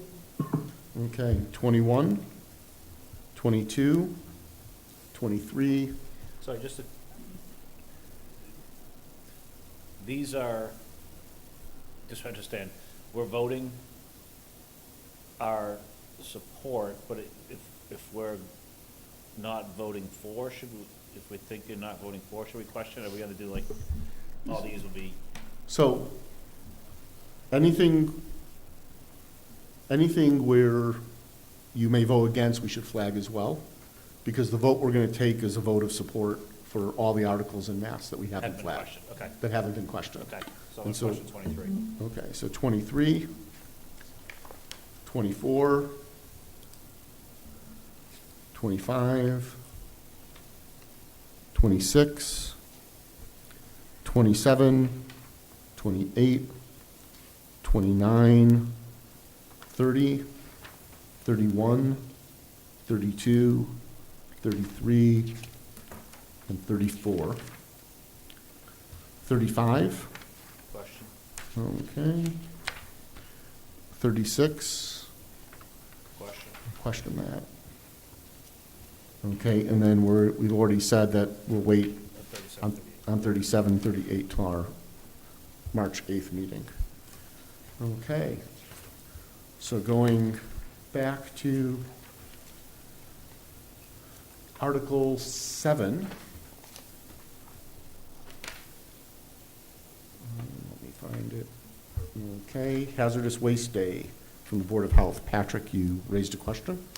Yeah, I think we can probably solve 7, 14, and 15 all in one fell swoop here. My question is, well, Hazardous Waste Day, it's a annual event. It's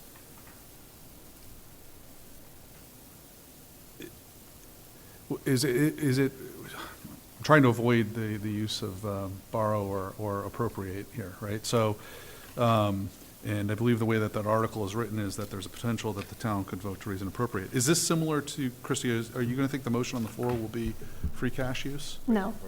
No, this is a budgetary item, it's an operational expense, and it was only pulled out and put in an article to give the town the opportunity to decide whether or not they wanted to raise it on the taxes. So it is a line item from the Board of Health budget. Okay. And then on 14 and 15, if I can skip ahead, Alan, is that Well, okay? what- Sorry, yeah. Does that answer your It question? does answer my question. Okay. Yeah, but I still question it. You still question it? Yeah. Okay. Okay. So now let's move on to 14.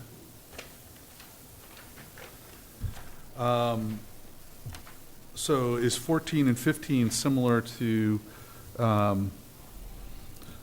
the school items for the HVAC and whatnot, where again, the motion on the floor would be to raise to borrow?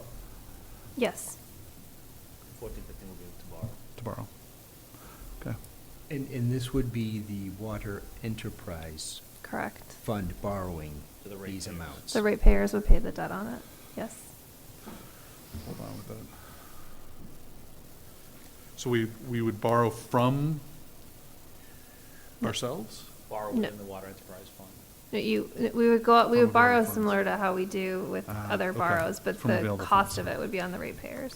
Okay. So the taxpayer, you don't use town water. Yeah. You would pay. Yeah, and I think that was said at the last meeting, dawn breaks on Marblehead here. So, thank you.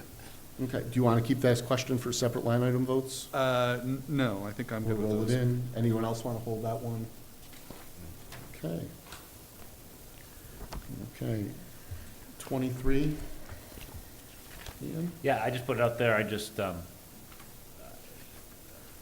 not gonna vote in favor for it, so I just. You want a separate I vote want a on separate that? vote on that one. Okay. Okay, and then 35, I assume that's the same thing? 35 is the same thing, yep. Okay, Yeah, just wanted to call it the vote separately. okay, and I'd like to call out, I think you do as well for number 36, separate vote. Can I just bring your attention to Article 10? I just wanted to make sure that you saw that the proposed funding for this article is a little different than it has been before. This is the Hastings School HVAC. This is for that 1.8 million. That's the delta between what's already been appropriated for the project and what the estimate was that the school received. So in talking to the superintendent, and she took this to the school committee, we have money that has previously been borrowed. I know that we all agree that changing borrowing authorization and putting that towards a new project is something that we want to avoid, and it's something that that has been problematic in the past. But that's not what this is. It's not reallocating borrowing authorization. It's spending money that has been borrowed and has not been used, and It so won't be used. right. So we need to use it on something for which we would borrow, and so this would clean up those articles for this project. Okay, so then we'd only borrow the 1.329258. Correct. Okay, so we're reducing. Or use ARPA funding for that 1.3. Okay. Just to be clear, these numbers here have already been borrowed, so we have the money, but we can't spend it on what we borrowed for because we already completed those projects. Right. Yes. Right. Yep. So this may be obvious, but I think it's going to be really important, given that strategy, that as a board, Christy, through you or however we want to do that, but that we speak to that so that doesn't come from the school. That's not a message only given to voters from the school. Yeah. Agree. Agreed, Yep. I think just to be clear, how it's different than what we've talked about. Right. yeah. Yep. A slide or two on the nuances of municipal finance. And the difference between authorization and to borrow. Yeah. Okay. Okay, so, So I will move to support all articles except for the remaining. except for 7, 23, 3 and 30. 35, and 36. Yes. So I move our support for all those, the remaining articles. Actually, 37, 38, correct, are not in there. Right, 37, 38. Yep. Okay. Is there a second? Second. Moved and seconded. Any final discussion? Okay, roll call vote. Shelby? Partially, yes. Patrick? Welch, yes. Johnson, yes. Keo, yes. Edinburgh, yes. Motion passes on a vote 5-0, 5 being present. Okay. We've mentioned that we're not going to vote on 37 or 38 this evening. Is there consensus that we're ready to vote on 7, 23, 35, and 36? I am.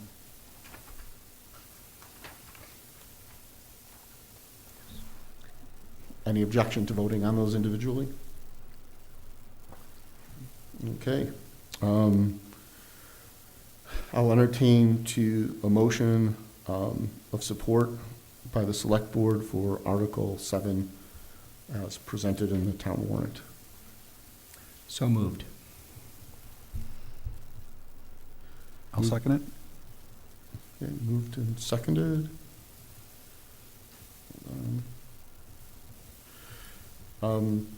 Any comments or discussions on this, Ian?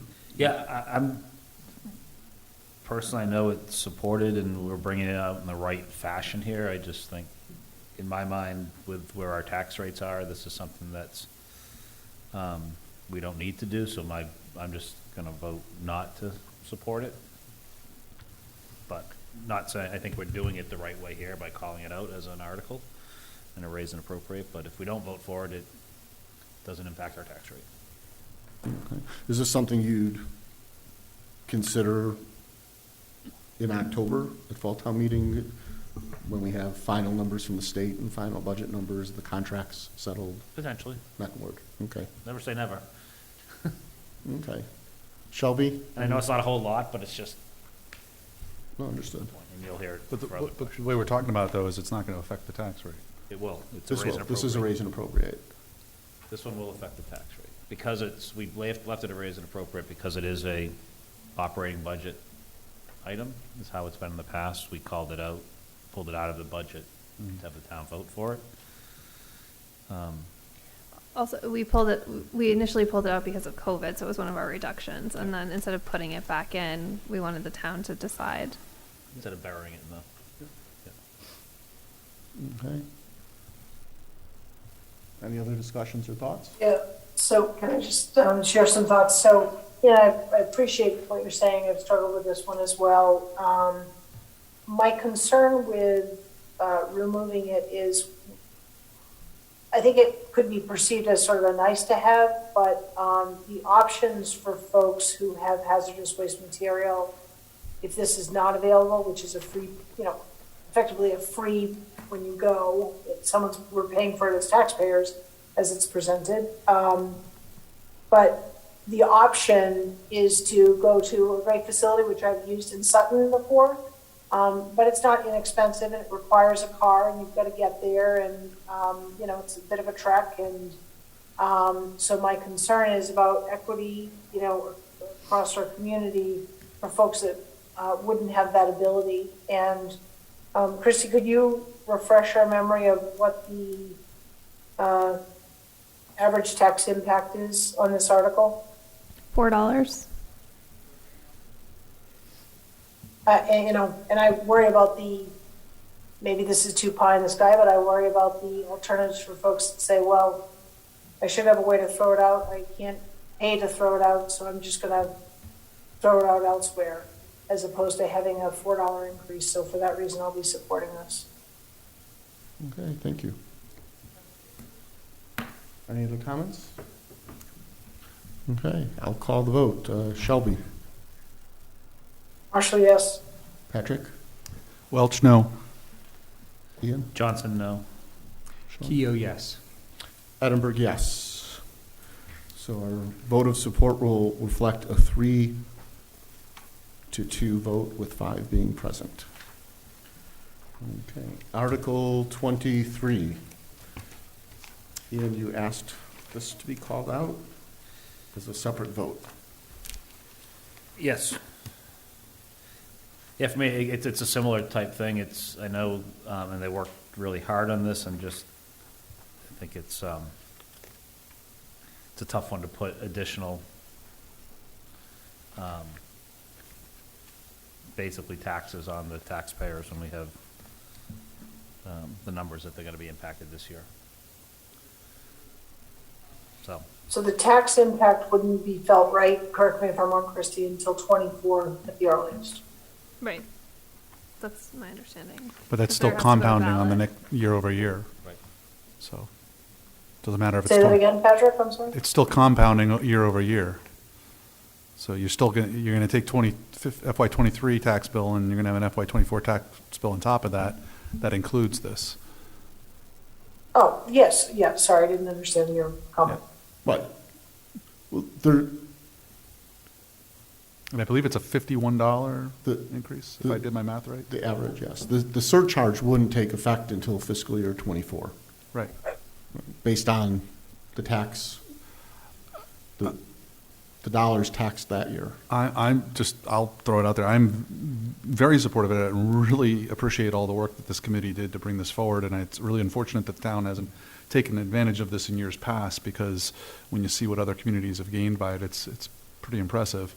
But in this tax year, similar to Ian, I can't support a $50+ increase this year. Okay. I'll,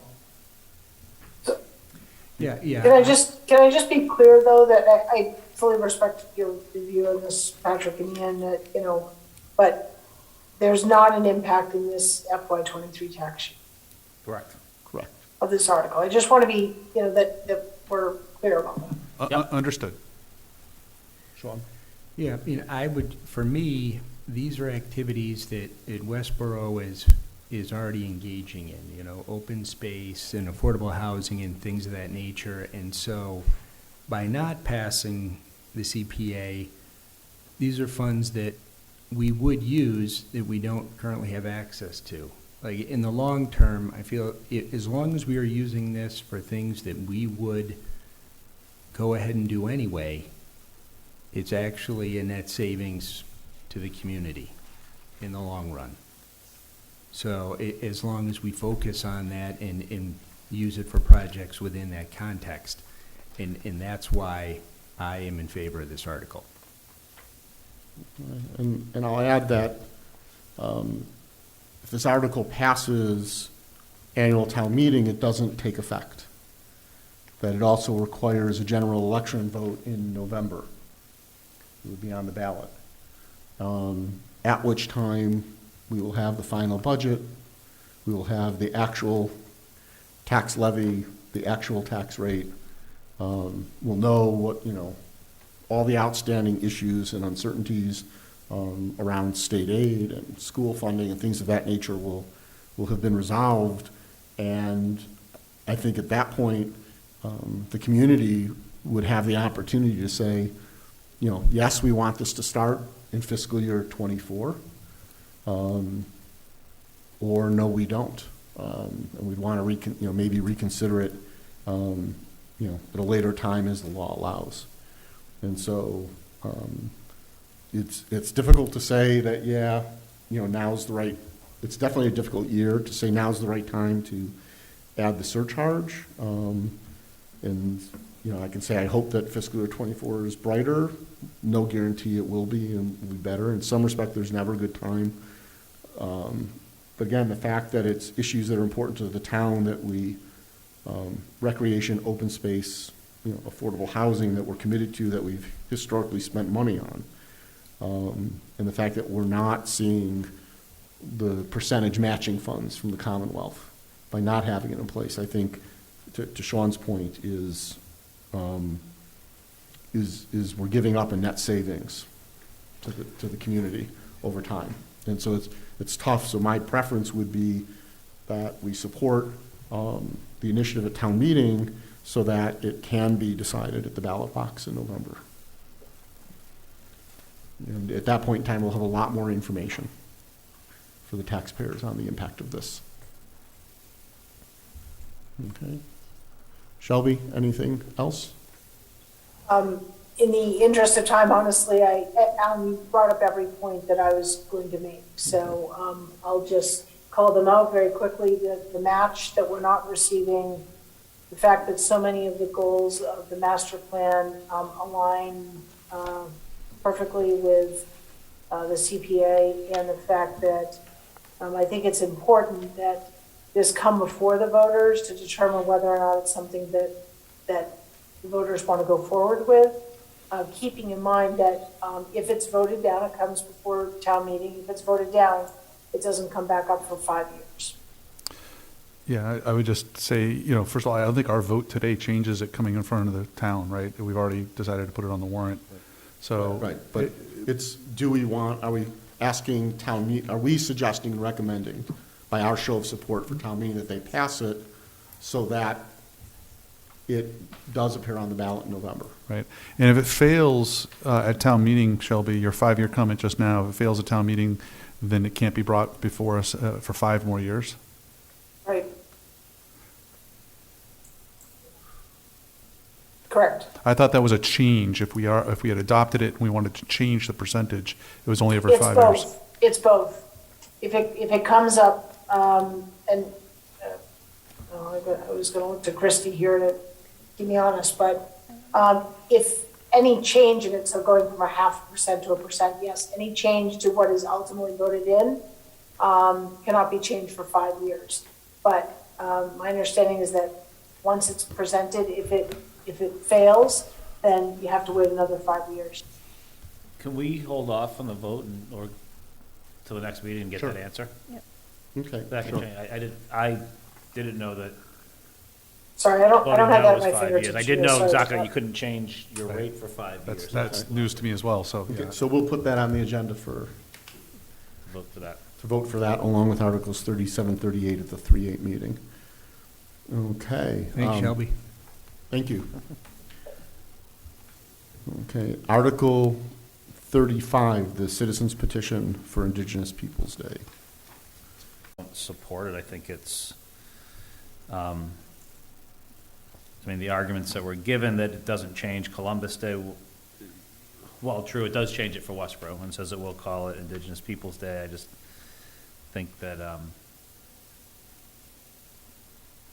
it's something I just don't support. I think it's, there's ways to recognize Indigenous, people. Other ways, I think replacing or canceling somebody else, another holiday out is just something that I'm just not supportive of. Okay, any other comments? Shelby?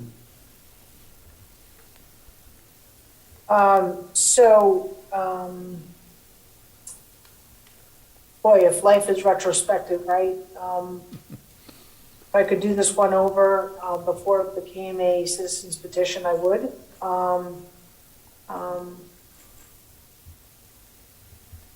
In the sense that what I was hoping to see in a petition was the recognition of both days, as I had shared when we had the petition before us. I agree with Ian, I can't support this because it does create inequality, if you will. I wish it were a day that were additive, meaning Indigenous Peoples' Day and Columbus Day. I very much could get behind that and be supportive of that. We have other shared holidays in our calendars, but the way it's written, I wouldn't be able to support it. Okay, Patrick? Yeah, I'll just throw my 2 cents on this as well. I said this when this was first brought forward. I didn't see this as being diverse nor inclusive. And unfortunately, the way the petition is written currently still doesn't. And that's unfortunate because I was really hoping that we would have something that would be inclusive of our entire community. So, yeah, I'm going to be a no vote as well. Sean? Yeah, I guess I'm in the opposite camp. I think,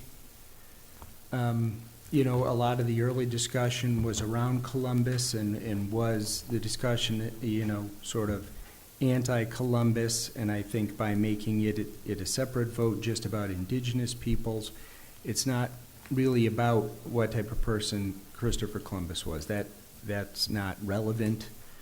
I think it is important that we understand that the day Christopher Columbus landed in this country, it changed, you know, everything for Indigenous people going forward. That was the first building block in, you know, whatever happened to them from that point on. And so I think it is important that they are recognized on that same day as Columbus is. And we can talk a little bit about maybe about including both of them, but for me it is important that we do recognize Indigenous people, and so I will be voting in favor of this article. I'll be voting in favor, and I'll do a brief pitch to try and convince those opposed. This is a non-binding resolution that's non-prescriptive. So in doing so, how we refer to the second Monday in October as a holiday actually ends up falling to this board. And the way this petition is written and presented is it gives us the ability to decide as we negotiate with unions and how the day is referred to in union contracts and how it's referred. So if we want it to be Columbus Day / Indigenous Peoples Day or Indigenous Peoples Day / Columbus Day, that's our prerogative. We are responsible for personnel policies. So how the day is referred to in the town's personnel policies falls to our prerogative. It can stay Columbus Day, it can become Indigenous Peoples Day, it can be something in combination. So therefore, I don't see it as exclusive. I think it was presented the way it was is, was presented.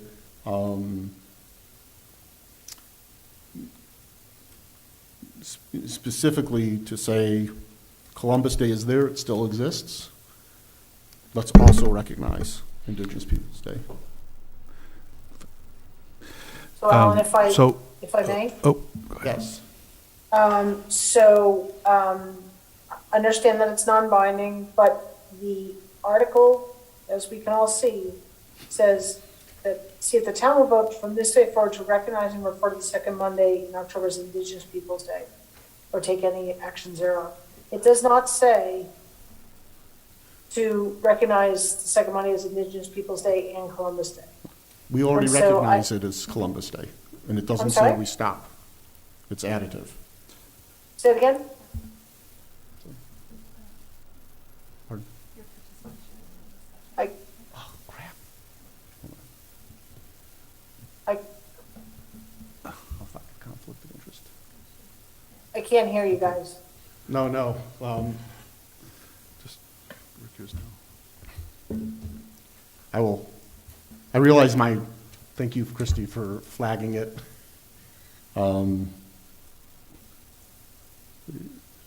My participation in this discussion could be construed as Wow. biased because of the petitioner, so I will file tomorrow with the town clerk, or later tonight, tomorrow with the town's clerk office, a conflict of interest declaration. I apologize. There's passion. You know, Al, behind I this. appreciate that, but I Appreciate it, guess yes. Okay. Go ahead, Shelby. Well, no, Alan, I appreciate that, and you appropriately, I think, recused yourself from when we were having the discussion with the petitioner presenting. I guess I'm wondering, procedurally at this point, I think it's important for us as a board to be able to have this discussion. And ultimately, you're gonna make a vote, not only as a board member, but maybe not as a board member, but you're gonna take a vote on town meeting floor. So is it not, Christie, is it totally inappropriate for him to be part of this discussion now?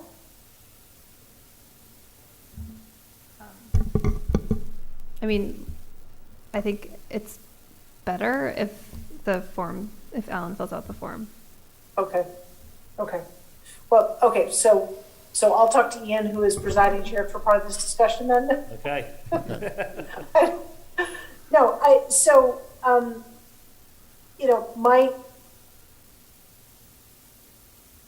think what this intends to do, and I've had subsequent conversations to the presentation to the board with the petitioner, and I think what this intends to do is to elevate and create a day for Indigenous peoples. That I understand and I wholly support. But this idea that we can do that and then kind of say, well, we're not saying don't recognize Columbus Day. Really, we are saying that. This article is saying we want to recognize as a town, in a non-binding way, Indigenous Peoples' Day. So you can't have it both. I mean, you can't sort of say we're going to recognize Indigenous Peoples' Day, and yes, it's sort of a national holiday, so of course that never goes away. And as a town, we're not saying anything about, that's not what this article is about. I don't know how else to say it, but I don't buy it. I don't see it that way, and I think it puts this board, ultimately, when we have to make decisions around contracts and calendars and whatever else, then what are we going to say? We're going to say Indigenous Peoples' Day because the town, / we also have to recognize Columbus. Let's call it what it is. It can be both days, but that's not what the petitioners want. So as a result, I just cannot get there. Patrick, anything else? I guess I'll just say I agree with everything that Shelby said. I actually hope that somebody comes to town meeting and makes a motion to amend this to include both Because I think the way it's written, it is a classic counterculture vote. It is what it is. We will exclude that language and put it under the pretext of it being an addition as opposed to a removal of the other. And the town is specifically, I think I asked at the last meeting, do we have any factual documentation that says that the town adopted Columbus Day as it is? I don't know. Did that happen back in 1896 when Columbus Day came forward? Shelby, did you say you can't hear Patrick? Can you hear me okay, Shelby? No? Get any closer? I'm going to eat the microphone. I'm gonna log off and log back in. Do I hold until she comes back, or? All right. So, Chrissy's a question with Alan recusing himself. Well, when should we vote? I guess the question really is he recusing himself from even voting any support for this? Is that where recusing comes in? Or is it just discussion on the topic? I think once he's filled out the form, then he can participate. Okay, so So why don't we move this discussion we'll to 2 move weeks from it now? to 2 weeks to vote on it. Good. If folks are okay with that. Shelby, can you hear us?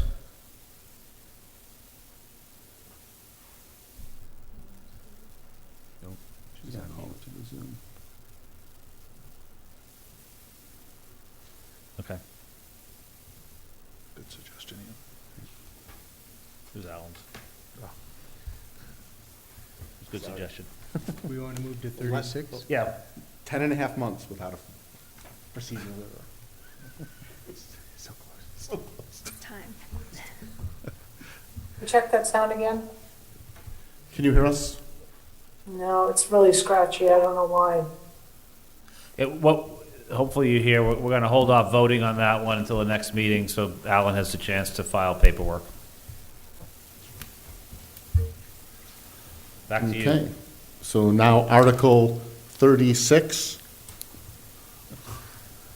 Shelby's still trying to work to hear us. Yeah, I think Article 36, to me, we talked about it at length tonight. It sounds, I don't know what the petitioner will do on town meeting floor, but I think we talked to it, I just don't support it. So that's the motion then, right? Do we want to make that motion? I think we're in uniformity about it. Yeah, I'm not supporting? Yeah. Yeah, so I think the vote would be that I would make a motion not to support this article. Second. Okay. Shelby, are you hearing us? You want to hold that off too? I mean, in theory, we could put it in the chat, which is part of the public record of what the motion is. Put it there. Yeah, if you can just say that the motion and second is to not support the article. It just roll call, she'd have to type back her vote, right? Yeah. And ask her if she has any questions or comments.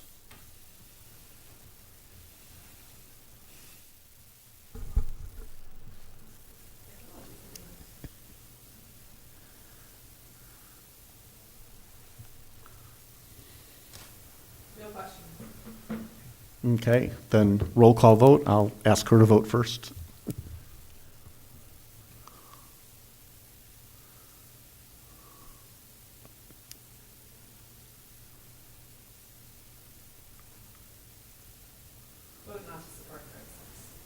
So vote yes. So vote yes, not to support. Patrick? Yes, not to support, no. Johnson, yes. Keo, yes. Adamer, yes. So the vote is 5-0 on the motion not to support the article. Okay, and then we already decided that Articles 37 and 38 will be, vote of support will be on the our next meeting on March 8th. Yep. Okay, at that point in time, I believe, We're done with that, go to executive because we session. did issues and correspondence, which means I'm not forgetting it.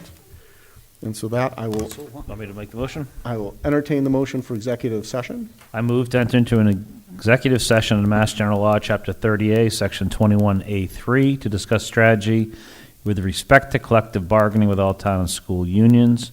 Under Mass General Law, Chapter 30A, Section 21A6, to consider the purchase, exchange, lease, or value of real estate at 0 Ruggles Street, 10 and 12 Mill Road, 95 Turnpike Road, and also under Mass General Law, Chapter 30A, Section 21A7, to act under the authority of the Select Board to approve the executive session minutes of February 7th, 2022. Second? Moved and seconded. Any objections? None? So, roll call vote. Well, you have to declare. Oh, wait, that's true, I'm sorry. I declare that an open meeting would have a detrimental effect on the board's bargaining and litigating positions. We will not be reconvening an open session, so I do want to also thank Westborough TV for their coverage this evening. Okay, and now I'll take a roll call vote. Patrick? Welch, yes? Johnson, yes? Keo, yes? Shelby? Marshall, yes. Marshall, yes, thank you. And Edinburgh, yes. By a vote of 5-0, the motion passes. We are entering executive session. Thank you, everyone.